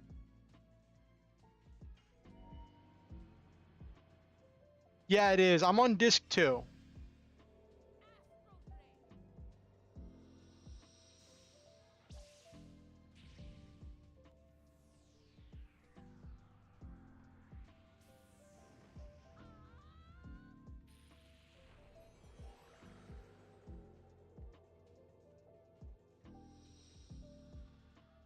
Yeah. I don't know if second half is the best way to describe it. Oh, that's only 34 health.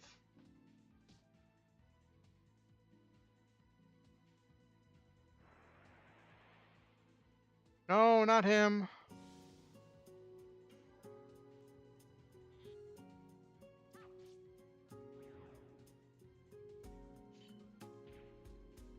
Oh, that's a lot of damage.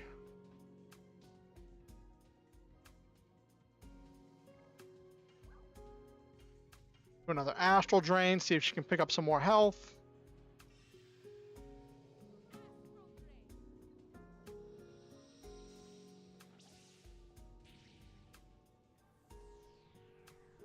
Gotta poop out that HP.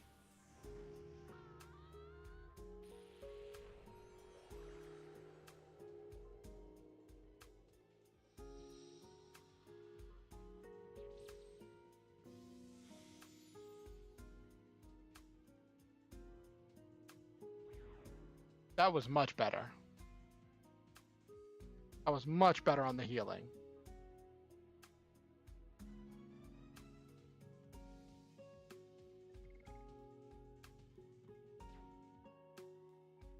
Let's see if I can make it to that save spot.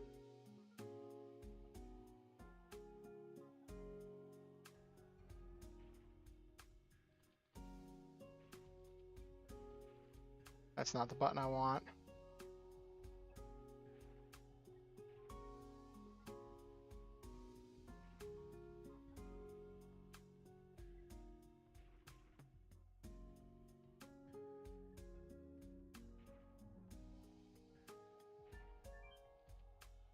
All right, so I got to come up a different way. I got to come up to there. I got to...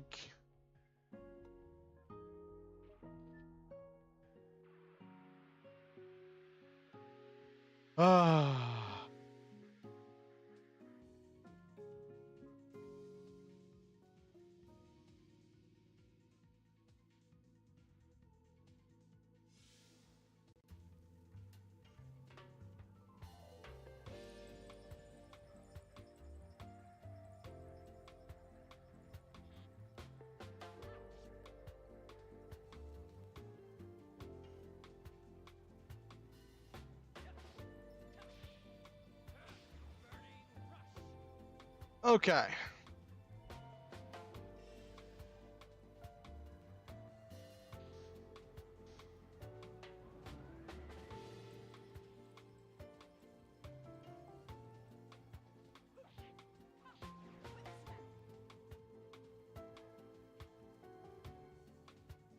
Physical attack barrier.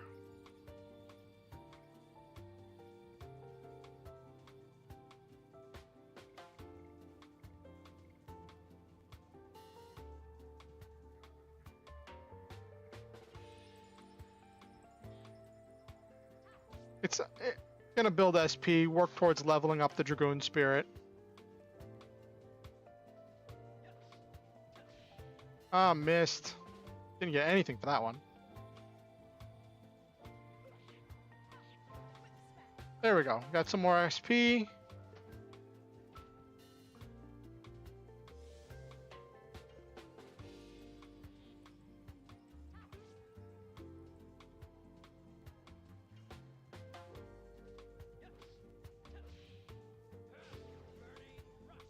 Okay.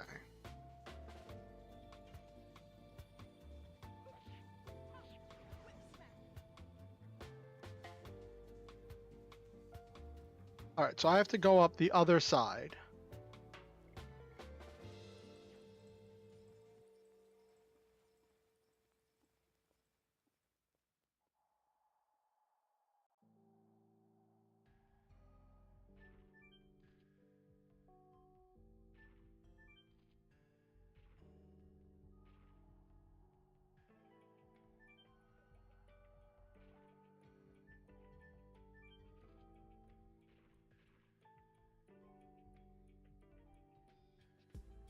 All right, so I got to go down the second half.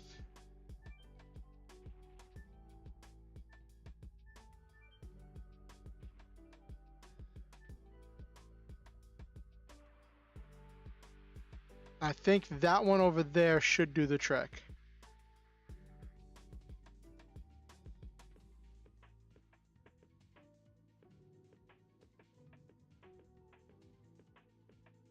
All right.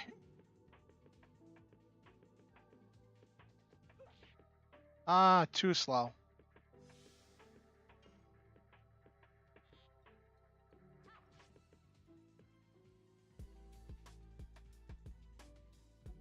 Well, now that we have another enemy, we don't have to attack you. So you just sit there and wait tight.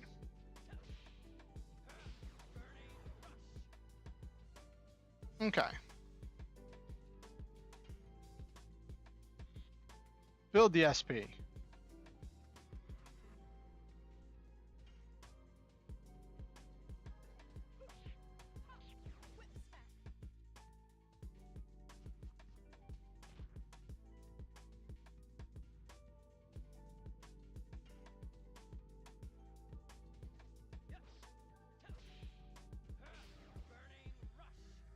Okay.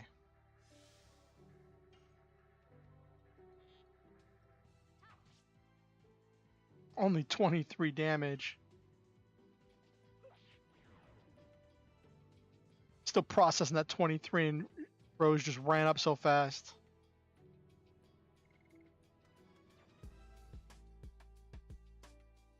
Okay.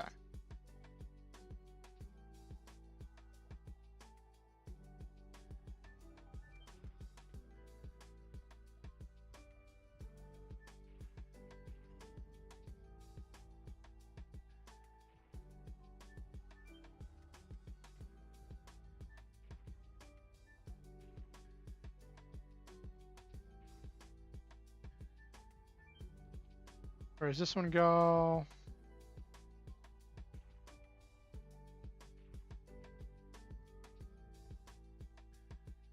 Does this one go this way? Because I know that one, that other one goes down there.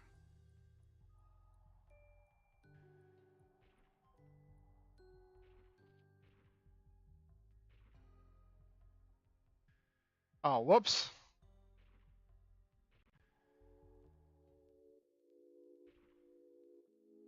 What are they looking at? Alright, I reached the next story point. That's a... Oh, that's a Virage. Oh, no.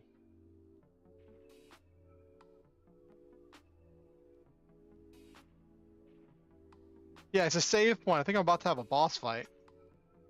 I don't know if the boss fight's gonna happen before or after the save point, though.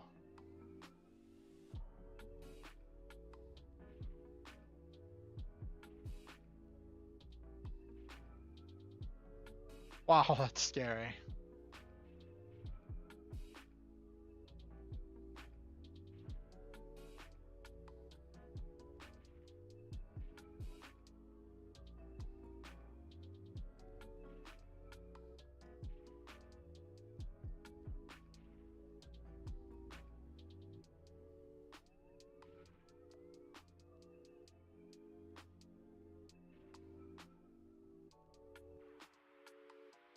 Alright, gonna have to save. I might have to run back for items because I am way low on items and stuff. I'll probably replace Rose in the starting lineup.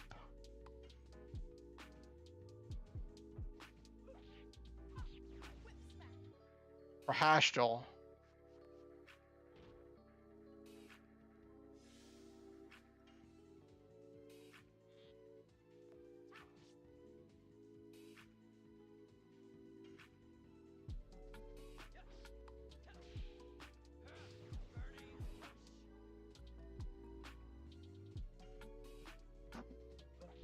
Too early.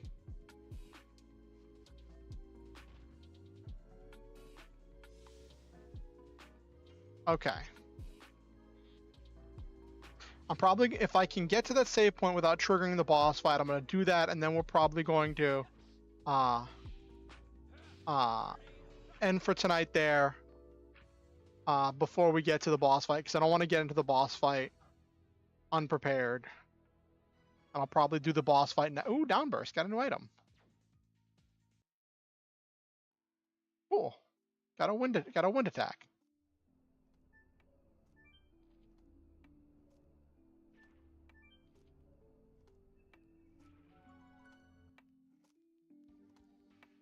Alright, so I managed to make it here before the battle. Before I fight that thing.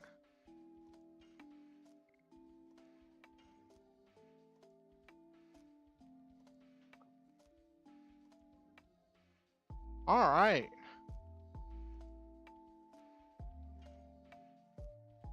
Okay, let's wind down for the night. It's a little bit early, but then like that's the thing with playing these kinds of older games is that like you take the save points where you can find them.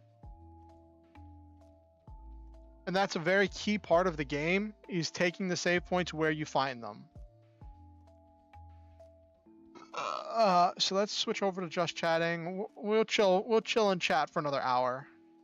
I know I got another hour before I normally wind down for the night. All right.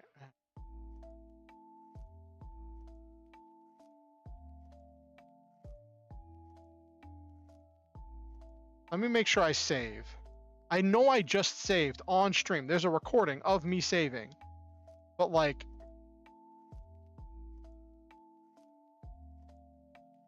there's a part of me that just wants to ask, did I save?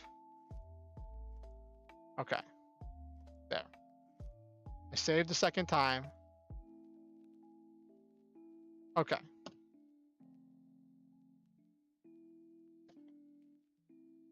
All right. That was fun. We made it through a good chunk of the valley.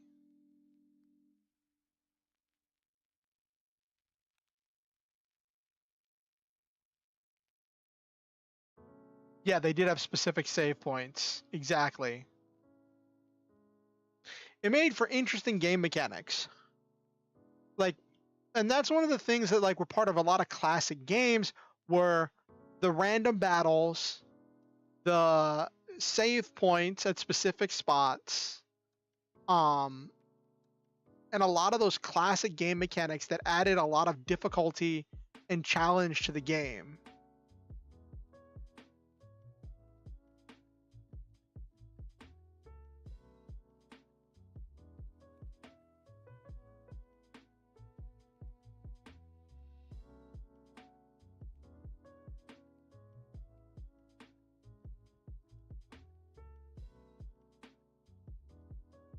Yeah. Yeah, that's definitely true, Nabiru.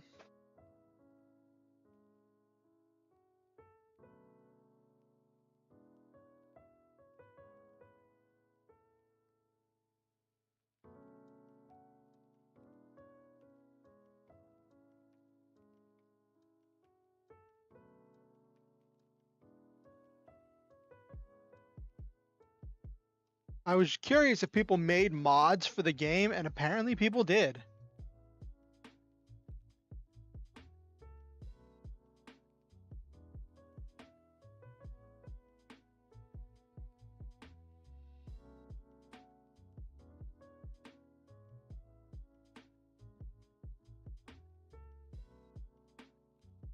I don't know if I want to mod the game. I'm debating it. Like, because that whole 32 battle item limit is just brutal. Um, but yeah. I enjoy the game, but I am bound and determined to finish it at some point. At some point, I'm going to finish that game.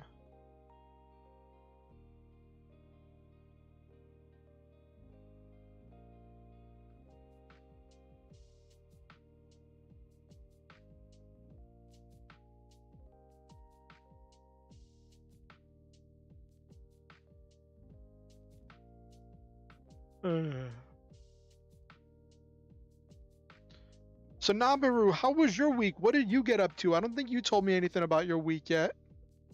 You work on more of those quizzes of yours?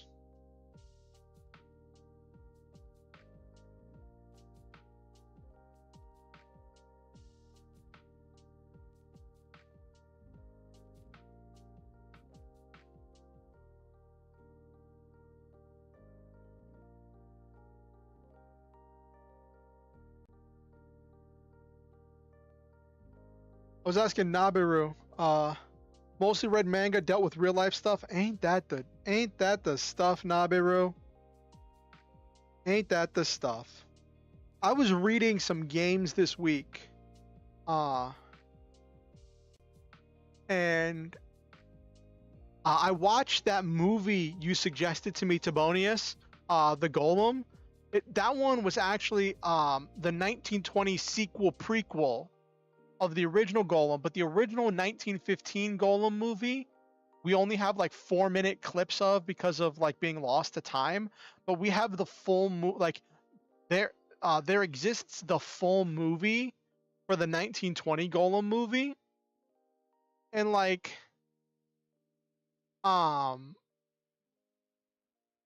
it I watched it, but like the video I watched of it was completely silent.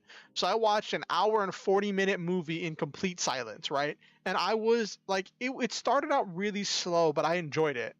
And then I did some research and I found out that like people had composed music that was supposed to be played alongside the movie. There's an actual soundtrack that's supposed to be playing as you're watching the movie. And I found a YouTube video that has the movie with the soundtrack. Yeah, silent movies are interesting. So part of me, like I started a little bit of rewatching the movie with the soundtrack, and I asked my partner if they wanted to watch if she wanted to watch the movie with me. She wasn't really interested for her own reasons.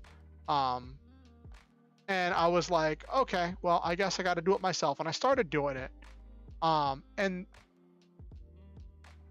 yeah, it was very interesting. Gave me a lot of ideas. I loved the imagery, and I read those articles you linked me, Tibonius, about like how the Golem and its sequels influenced the superhero genre. And those were both really, I think you linked me like 2 articles. And those were both really interesting. It gave me a lot of stuff to think about and to process. They were definitely very interesting articles that talked about some of the history of the superhero genre.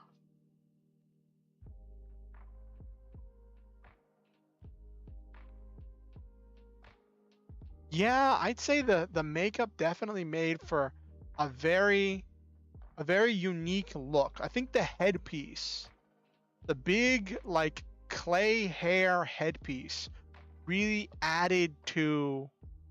uh added to the feel of it, right? Um, and you all might get a kick out of this. Um, a few days after I watched the Golem, I was just sleeping during the day like I normally do, and I had this bizarre dream. You ever have a dream where it feels like, uh, yeah, it was very interesting, Tibonius. But you ever have one of those dreams where it feels like you're looking at an alternate timeline version of yourself, or like what could have been, processing all of these thoughts and ideas? That was kind of the dream I had. Um, I had this dream that I was um I had this dream that I was a youth pastor, and that I had made a hack or a modified version of the game Worlds in Peril. Uh and I was running a game for the kids in the youth group. A lot of my dreams just see as if I'm watching anime, as in the actual anime art style, not real life. That's interesting. So yeah, that was what happened in my dream, and it was this moment. Like, the modifications I'd made to the game were really simple. It was like, your characters don't die, your characters don't kill anybody, and like a couple other things that were just to make it more palatable for treating it like a Christian RPG. Um, for the kids to play uh during youth group. And uh in my dream there was this one scene. Oh, that's cool, Tibonius. In my dream there was this one scene where the characters, the kids player characters, were on the run, right? And they were fleeing into this Jewish community, very similar to uh, the ghetto in the Golem movie, where the Jewish community lived. But the Golem stopped them, and it was the same Golem from the movie, and the Golem stopped them. And but this time he could talk, which in the movie he couldn't. And the Golem stopped them and said, your actions have had a lot of repercussions. Even though no one's died, there's been a lot of injuries and property destruction. I don't think it's safe for you to enter this community, and bring with you all of the trouble for all of the actions you've been having. And so like that, so then he was just like stopping them, and the players had previously received a letter from Rabbi Lowe, that granted them safe passage into the community, and they were told, give the letter to the guardian whenever you get there, and he will escort you to my house where you'll be safe, right? And the one player character, the one kid whose character had the letter, just had he just had a moment where he realized all the things he'd done, all the things his character had done, and all the destruction his character had done, and he just had a breakdown. And I remember in the dream, I'm trying to goad him, like, remember that letter you got for this specific point? And the kid like started crying because he's like, I've done terrible things. And I just remember in the dream, I'm just like, I'm gonna get fired.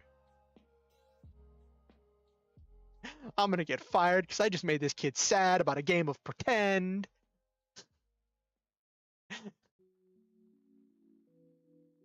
All because an NPC actually called them out on their outlandish and destructive actions.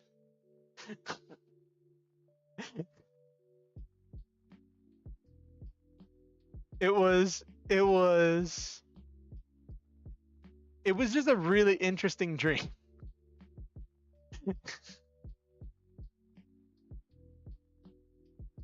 Well, I didn't know it was a dream. I was like, it wasn't one of those like lucid dreams where you know you're dreaming. It was one of those things where like I was kind of in the moment, you know. I was running a game in my dream, which I don't know what it says about me that I'm even running games in my dreams. Yeah, that's true, Nabiru. But it was just really funny, and like I was telling one of my friends that like it felt almost like looking at like an alternate timeline version of myself, still doing the TTRPG stuff, but just in a completely different venue in a completely different setting. Um, Using TTRPGs to connect with kids in a youth group. Uh, After like when I woke up and I was talking to someone about it the next day, I cracked a joke that I was like, I'm gonna take that dream as a warning to never run TTRPGs for kids. I don't, and that I'm not 100% meaning that, but like it was just a really funny tongue-in-cheek reference to like what happened in the dream.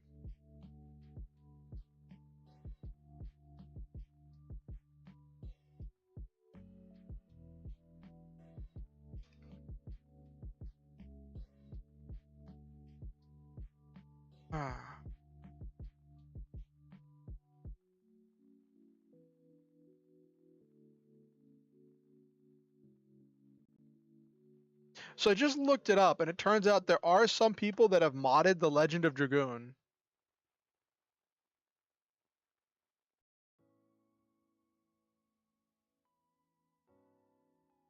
Teen Titans: The Forbidden Arts.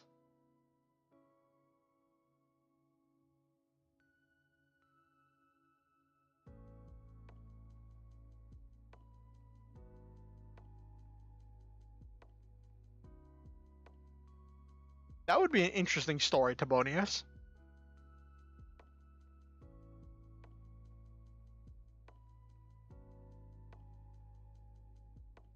Yeah.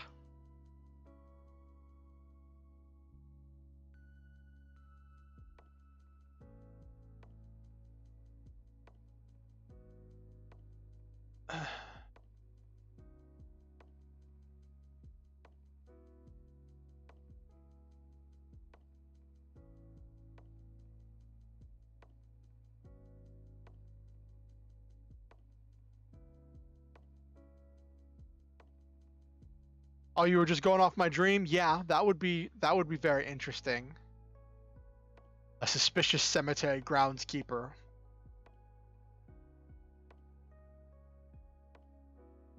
Adults are just kids that mentally mature to various degrees.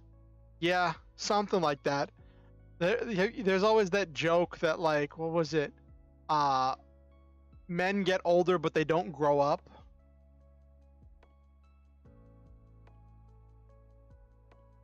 Uh, what was that? I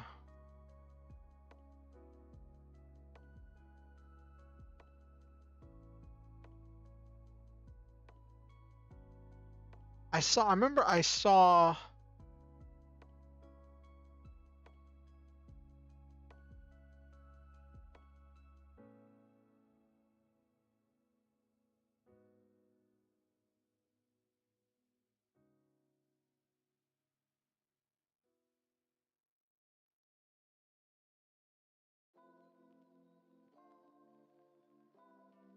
Uh, what was that meme? What? What?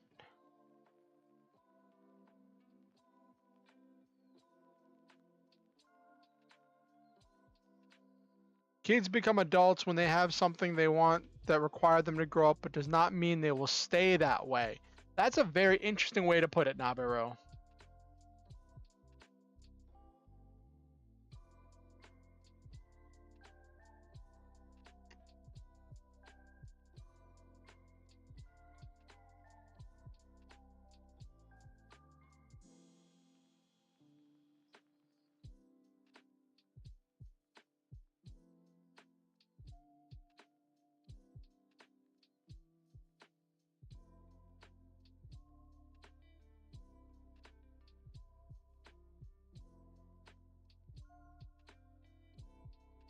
Here is the meme I was looking for. Never lost your childish imagination. Exactly.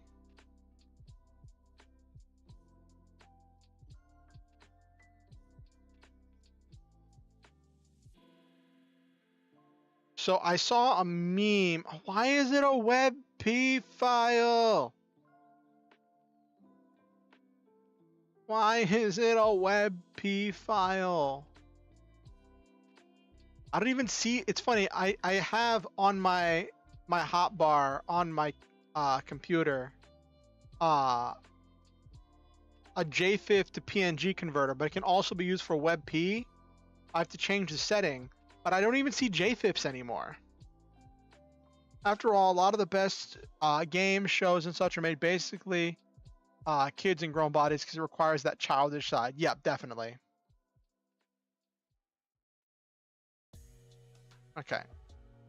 So there was this meme that got popular a while back that I wanted to share with you all. I don't know if it's true, but if it is true, then that's really cool.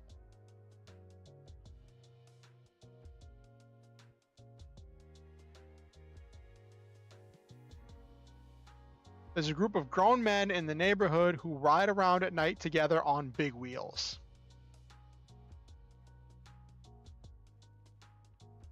That sounds like so much fun. Oh, good night, Silva. Thanks for coming to stream. It was great having you. And I want you to know, Silva, I think that you're amazing.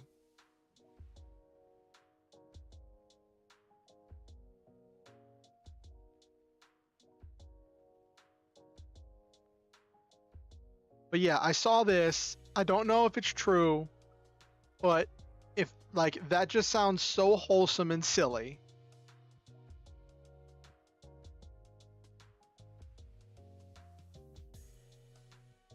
Ugh.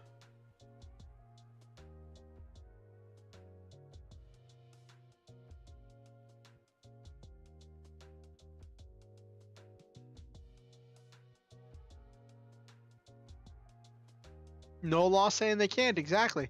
Just riding around being wild. But that's also something that's also a very suburban thing. Like that could not happen in the city where people are driving around all the time. That would definitely be something that happens like in a cul-de-sac or in a suburban area. Adult mountain trike drifting? That sounds amazing, Tibonius.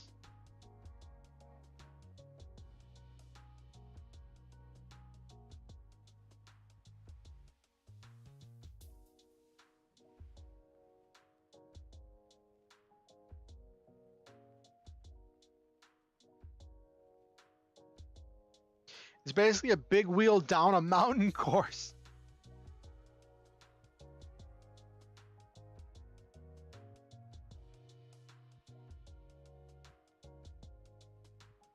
But a road, that sounds really exciting. Let me look for this. That winds back and forth. Let me look for this.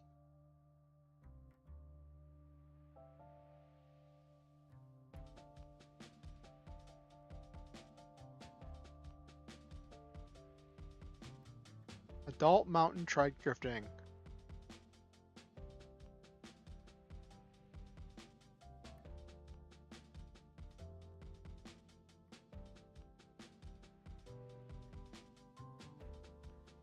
Holy cow.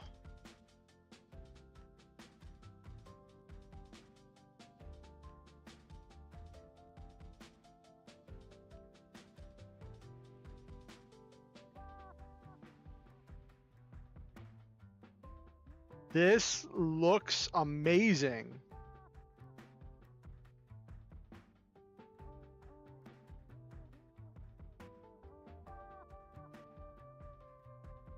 Some of the designs for the trikes just look really cool.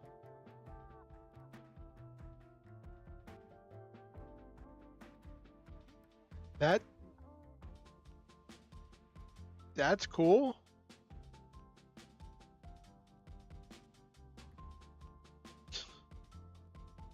That's a cool biker gang to be in. The tricycle biker gang.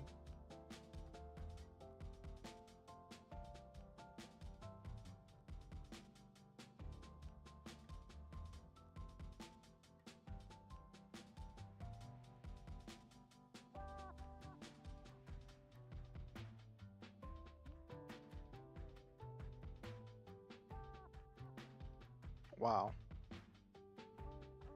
Anyway, let me change up the playlist a little bit. Something a little bit. I think keeping it on the lo-fi was good for tonight instead of trying to go to the EDM.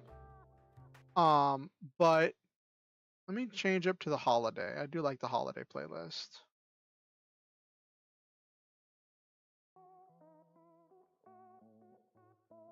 I do enjoy the holiday playlist. It's nice for the end of stream stuff to just chill. I mean, that much confidence or insanity, no one would want to mess with you because they won't know what you would do. Yeah. To go down a mountainside on a big wheel. Sounds amazing.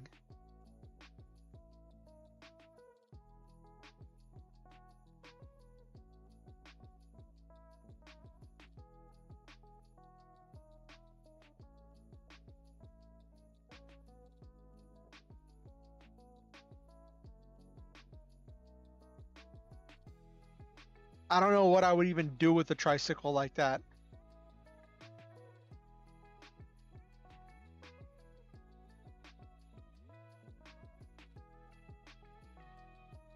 Speaking of bikes, made me think of... I have to think of something crazy. Oh no, Tibonius. Gonna have us fight some kind of like giant turkey god?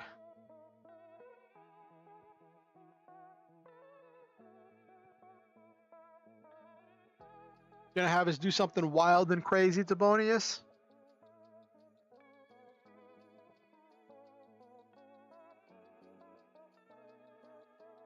Turducken. Oh, I have an idea.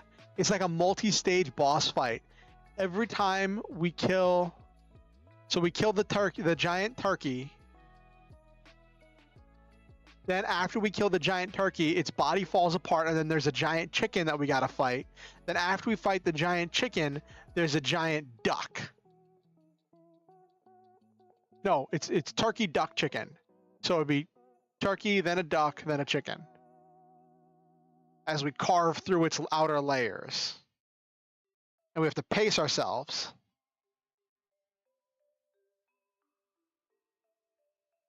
Yes, like a Russian nesting doll. Exactly, Tibonius.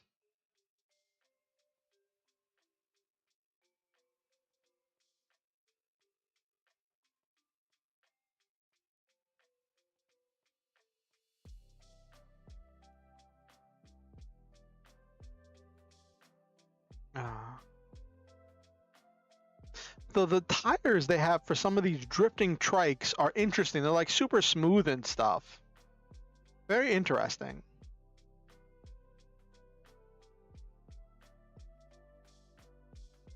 Final stage is a chocobo. Bring it all back around to Final Fantasy.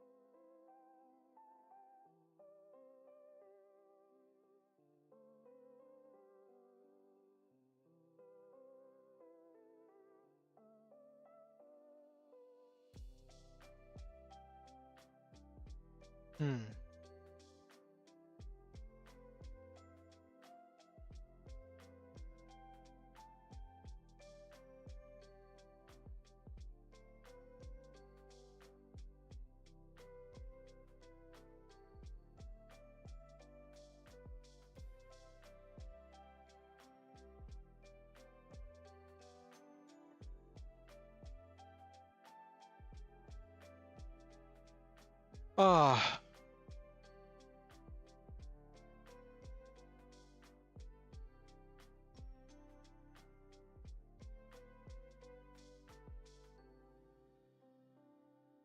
All right. So I've been learning a lot of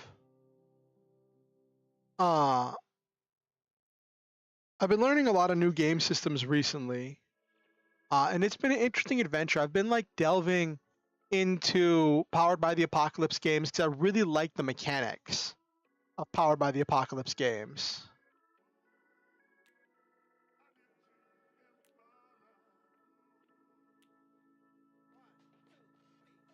And like before last stream, I think I'd mentioned like wanting to do some like Monster of the Week or Dungeon World stuff. Well, I was talking, it's actually funny, I was talking to my partner the other night after we hung out about like how I was learning some new PBTA games and I was really getting involved.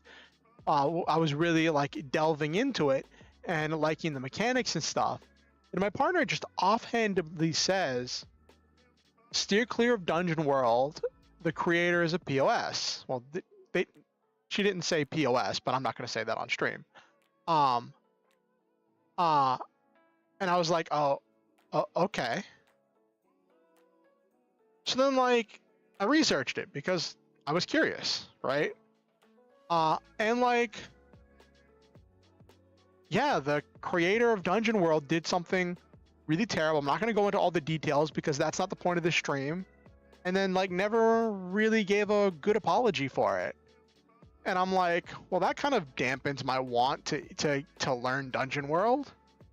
Like if I did do it, I'd probably just use the Creative Commons stuff instead of actually spending money, which is what gives the creator money. But then it was actually kind of funny because I'd been wondering for a while as I was delving into Dungeon World that with some very key exceptions, most of the Dungeon World like YouTube videos I saw were from like 4 or 5 years ago. There were very few that have been made within the last year or two, except for like a couple creators that have been very active in Dungeon World. And like, and I could see why like whenever this happened, when that stuff happened, a lot of creators would just not want to touch Dungeon World. Also, Dungeon World has some problems as a game. Like, it's a PBTA game that's trying to be D&D, dealing with like hit points and stuff, and using all the different dice and being a bit more complicated. You need like some expansions in order to open things up and make things work better. But yeah, but also PBTA, but not PBTA. Dungeon World is also like the second, I think it was like the second Apocalypse World game ever released besides Apocalypse World. Like there was the original Apocalypse World, and then the next game that was released by somebody was Dungeon World, which didn't have all of the mechanics and all of the ideas that are part of the community we have now. Which that got me thinking about like what I want from a game. And like, I like mech games, and there's part of me that really wants a mech game that is a PBTA game. That isn't so complicated it makes my brain spin.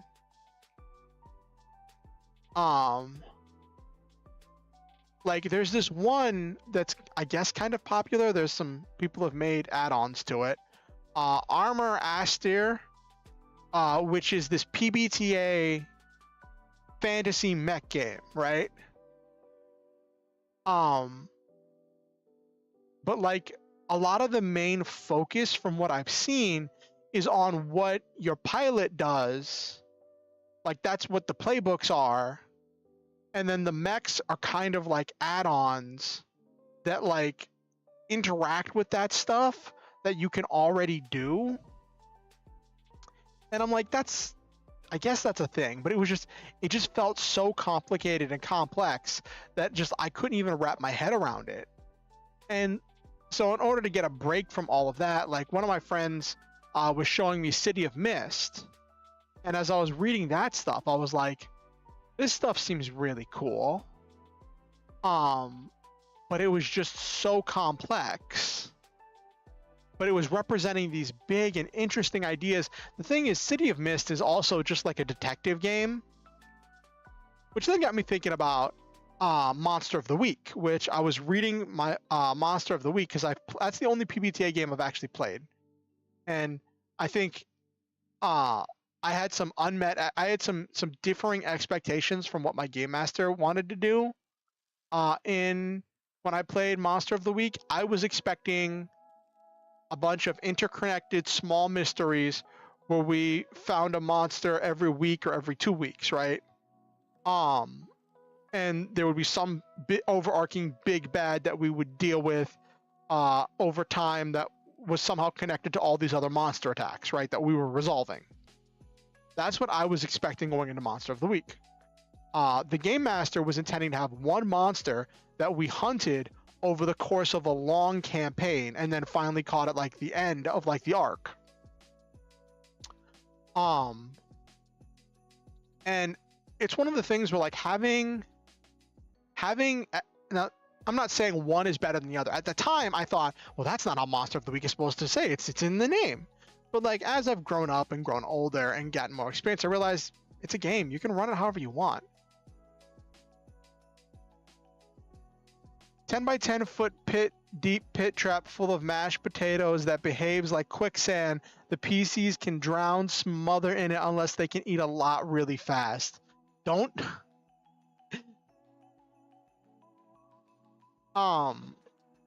Yeah, that is the beauty of games. You can run it however you want. But like, yes, artistic freedom. Some of the mechanics of Monster of the Week, like how you gain experience for catching a monster or slaying a monster, is like a thing that you're supposed to do. At least the game is balanced for doing that every session or every 2 sessions. It's a consistent source of XP. But like, if the players know going into it, that is not something they're going to be getting except for at certain arcs.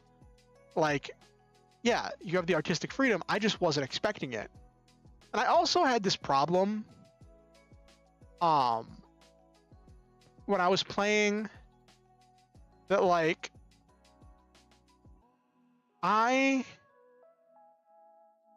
was very serious. I wanted to play my character very seriously, like we were in a very high danger situation, like we were I wanted to play this very intense character. I was playing this a golem, a living construct, who had like lost his previous team and was very cautious and very careful about trying to make sure that he didn't lose this team, right? And the other players and the GM all thought that my antics, my activity of like these like trauma responses of trying to not lose my team and being overly cautious, they thought it was actually silly, and they were kind of like laughing at it. And I was like, I'm not trying to play this character silly. He's just overly cautious because he doesn't want to lose another team. And like, I remember distinctly there was one point where we were in this wizard's lair. We were in this wizard's, like, it wasn't like a tower, it was like their laboratory, right?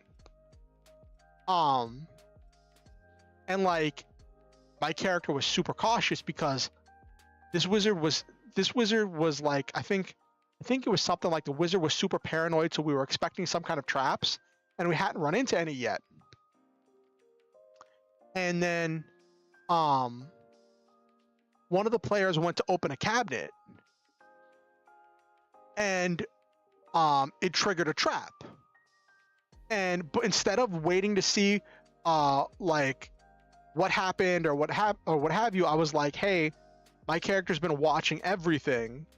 As soon as I hear that snap of something being triggered, I'm gonna smash the cabinet with my sword. Because I'm like, I had a preemptive readied action that if I heard anything, I would try to smash the cabinet and hopefully decrease whatever effect was going to happen. And it wasn't actually a major trap. It wasn't anything super dangerous. And the rest of the party was like acting like I overreacted, and I just was kind of frustrated because I'm like, this is what my character does. And they're like, yes, the dangerous cabinet. I'm like, we're in a wizard's lab. Anything can be a threat, including a cabinet. But that also came down to different expectations. I was expecting a very serious and intense game, and some of the other players were more looking for something silly. And there's nothing wrong with. It's not saying that being intense is better than being silly. It was just a fact of we had different expectations going into it. And I think that's one of the reasons why I like to have 0 sessions and a lot of open and clear communication with everybody to make sure that everybody has realistic expectations of what the game is going to be. And like I did end up like talking to them about it, and like I was like, I did speak up. I talked to the GM about it. The GM talked to the other players. The other players apologized because they're like, you know, we're sorry we're treating your character like a joke. We just didn't know what you were going for. And then like my character had this really awesome moment in like the next session where like he got to like really state who he was and confront this big threat, and he was like had this really awesome epic moment, and the other characters were like, oh, that's really cool, right? And then like a session later, one of the players had to leave, and then because one of the players had to leave, we had so few people playing in the party that everybody was just like, okay, I guess we're just gonna not complete the story. And like I think it was one of the players, and I think the GM had some scheduling conflicts too. And we just never picked it back up. And it was really sad because I'd finally gotten to have like this epic character moment. And then poof. And that's what part of me wants to do, because Monster of the Week is one of the more simple PBTA games. And I was reading through the rules last night, or early this morning. Time is a flat circle, but it's really weird. And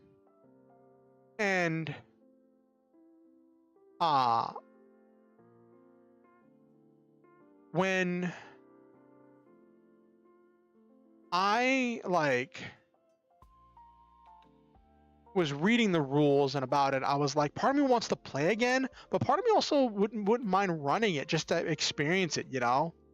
A different game set, because like PBTA games, running a PBTA game seems vastly different than running D&D or Lancer or something. Like in PBTA games, generally speaking, the game master doesn't roll dice. It like everything the game master does in some way, shape, or form is a response to something the players do, which is one of the like that is kind of an element in Lancer a little bit for the narrative interactions, where like NPCs don't roll dice in Lancer. Except for in combat. In combat, NPCs act like their own full-fledged characters, but like in the narrative interactions, a lot of stuff in Lancer very much mirrors some of the concepts from PBTA, and that's one of the things about Lancer, where it's kind of like taking these kind of rules-light narrative system and connecting it to this very crunchy, tactical game. And that's all well and good, but like sometimes I just get tired of the crunch.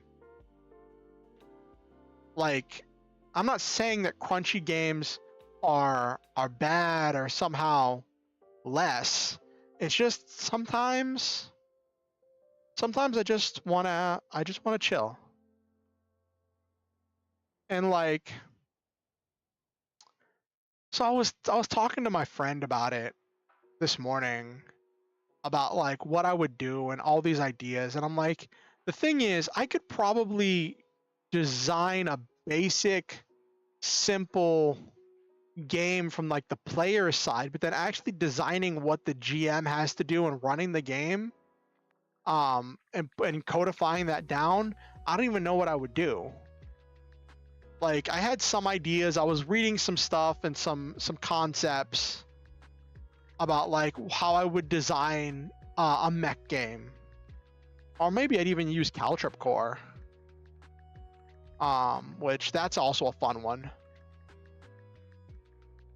Probably wouldn't use Emerge, because Emerge 8 still requires to have DCs to beat. And Caltrip Core runs a lot like PBTA, except it uses D4s instead of D6s. But at that point, I'd probably just use PBTA. I don't know. Lots of thoughts, ideas bouncing around in my head. Lots of ideas. But yeah, I'm learning a lot of new games, and it's exciting. It's really funny. So like, I keep telling myself that as soon as I get money, whenever some of the people that like owe me money pay me back or whatever, I'm gonna buy some games. I'm gonna invest in buying some rule books, right? I keep telling myself that. But every time something super stressful happens right before somebody pays me back and I actually have money, and the only thing I want is food. The only thing I want is just a bunch of Taco Bell. It is so silly, but like it's like when you talk about the you'll help me write a game, Tibonius? Well, I know you've got plenty of your own writing projects.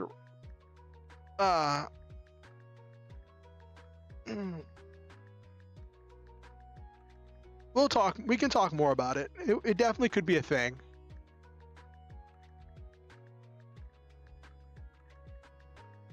I just have all these thoughts and ideas.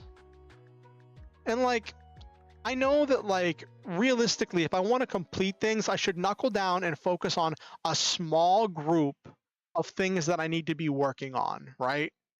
That'll allow me to make progress on those things in order to actually accomplish the things I want to get done. Like, I haven't touched my lore novel manuscript in weeks because I've been so busy with so many other things, right? You want to see me get some of my goals done? Oh, thank you, Tibonius.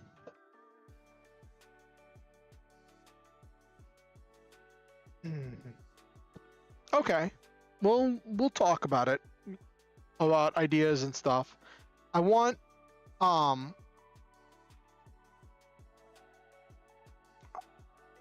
I have ideas floating around in my head, and one of the things somebody told me, like, there's this writer that I follow, and like I like to read their memes and their posts on Twitter, and they made a tweet about like how it's like as a writer constantly getting drawn to another manuscript instead of all of your unfinished projects.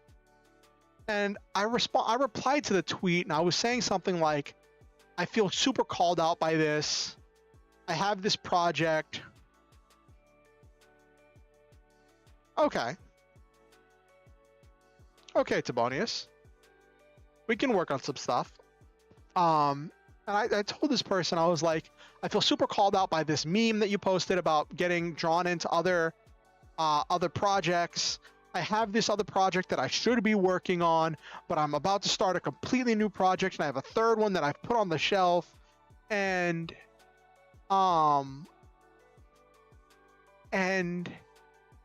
they said something to me. They said, I don't know if this is a good thing to say because like I haven't completed a manuscript in over a year, but what I have to do for myself is just follow the motivation.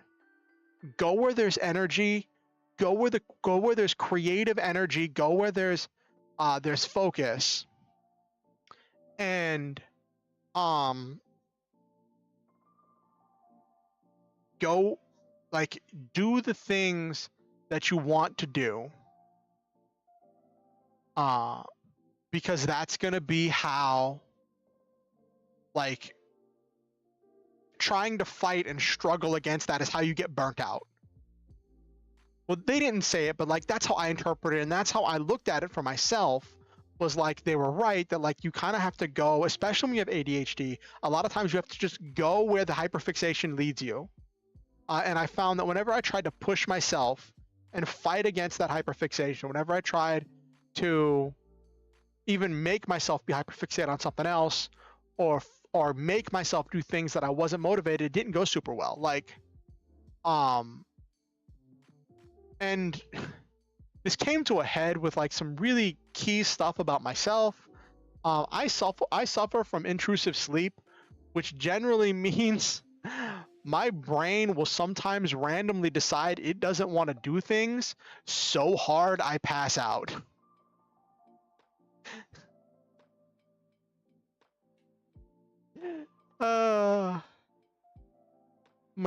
And that also reminds me of this meme where someone said it's part of the ADHD, part of the neurodivergent experience, describing your brain like it's a completely separate individual. And someone was like, well, we wouldn't do that if it worked. If it didn't act like a completely separate and independent individual. My brain acts like a petulant child and passes out when I try to make it do what it doesn't want to do.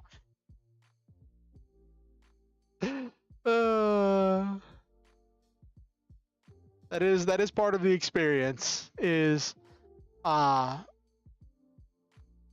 just that whole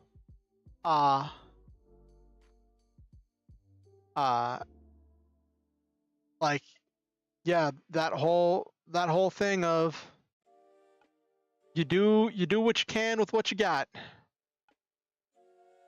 So that's where I'm at. Why did Silva? I thought you were going to bed, Silva. Why did you just send me a picture?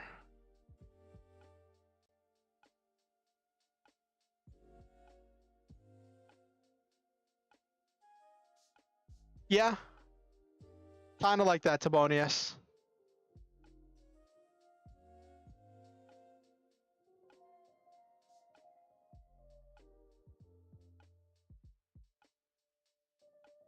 What did you even send me? What is this?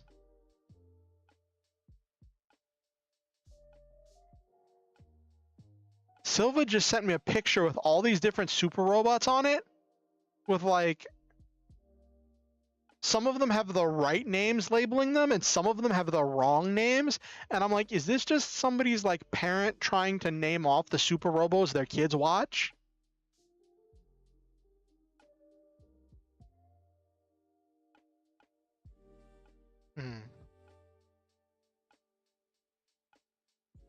I have no idea.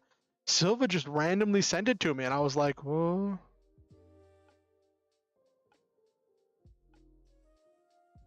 Gotta change the Eladrin into a bully.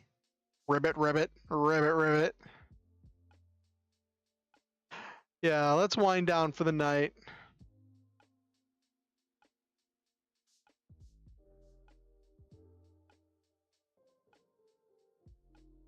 Oh, Silva's still awake. I've seen some funny videos where YouTubers get their parents to guess characters such as Genshin ones.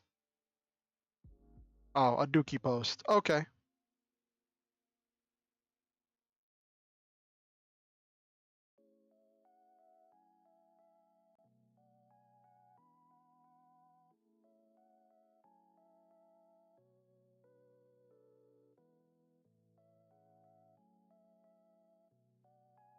Okay. Anyway, I got distracted looking for memes. Memes and memes and memes and memes.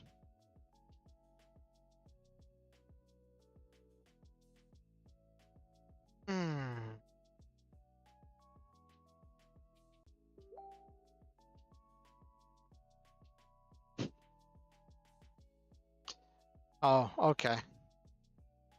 Anyway. Oh, got a notification. Oh, more people are liking my tweet where I said,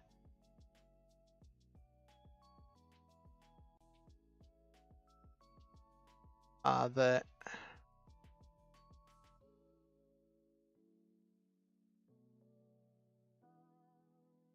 okay.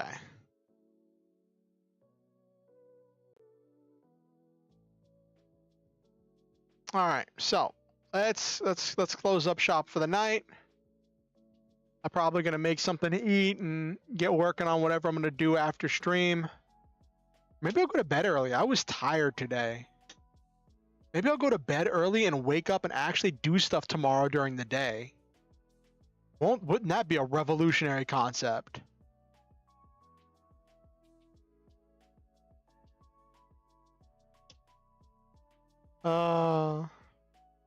Anywho.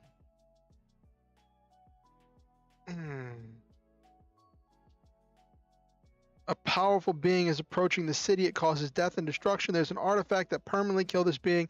However, the artifact corrupts the user into the new incarnation. That sounds like the ending, the final battle of Final Fantasy X, where like the final version of Sin, the only way to destroy it was with a massive summon that like consumed the summoner, but then the final summon became the next layer of Sin whenever it finally woke back up and regenerated like 1,000 years later or 100 years later or whatever. Until the player characters in Final Fantasy X broke the cycle by kind of going through and destroying everything. And of course I did it all with double spell Ultima. I still remember how silly that was. Haste double spell Ultima on Yuna. Just blasting through the final boss. Just blowing through it. It was so funny. And the fact that I unlocked it right when I was in the final area, and it just made everything so much more powerful. It's just something I find hilarious. Maybe I'll go back to Final Fantasy X, since I wasn't super sold on Final Fantasy X-2. Maybe I'll go back to Final Fantasy X and do some streams of the post-game content and all the extra bosses and the extra dungeons. That might be fun. That could be fun. We'll see.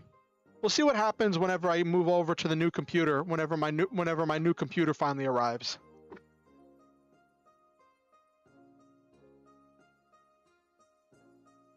Anyway. So, let's wind down for the night. Let's say goodnight to everybody, to Silva, to Nabiru, to Okusen, and to Tibonius. I want to say to all of you, thank you for coming to stream.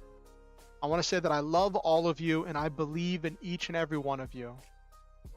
And good night to you, and thank you for coming. Thank you for giving me your time, your attention, your energy. I believe that each one of you makes this world a better place by being in it, and I'm grateful every day to live in a world with you in it.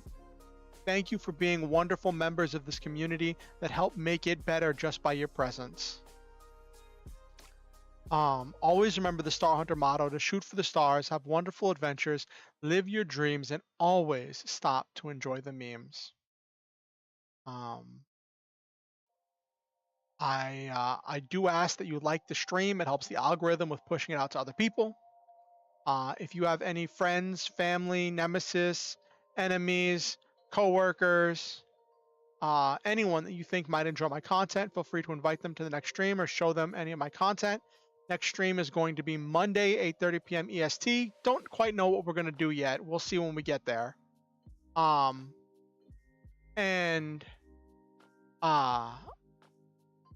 Yeah, so if you have anyone you think would enjoy it, please feel free to invite them. Next stream Monday. What else was there? Oh yeah. If you want to keep up with what I'm doing here on YouTube, be sure to subscribe and ding the notification bell. It lets you know whenever I go live or when I release any new content. And also make sure you're still subscribed if you are. Sometimes YouTube randomly unsubscribes people. If you want to keep up with what I'm doing outside of YouTube, feel free to follow me on Twitter or join my Discord. Links to both of those are in the description down below. Always remember, you're never required to donate to be here. You're never required to pay to be a member of this community. With that said, if you ever feel motivated to donate in order to help improve my life in any way, I appreciate any and all donations that people give. And I'm grateful to everything that people have done for me in the past and have helped me do things. And I'm grateful to each and every one of you. And if you ever feel motivated to contribute, there are links where you can do that in the description down below. Thank you for coming. Thank you for being wonderful. And I hope you have yourselves a wonderful night.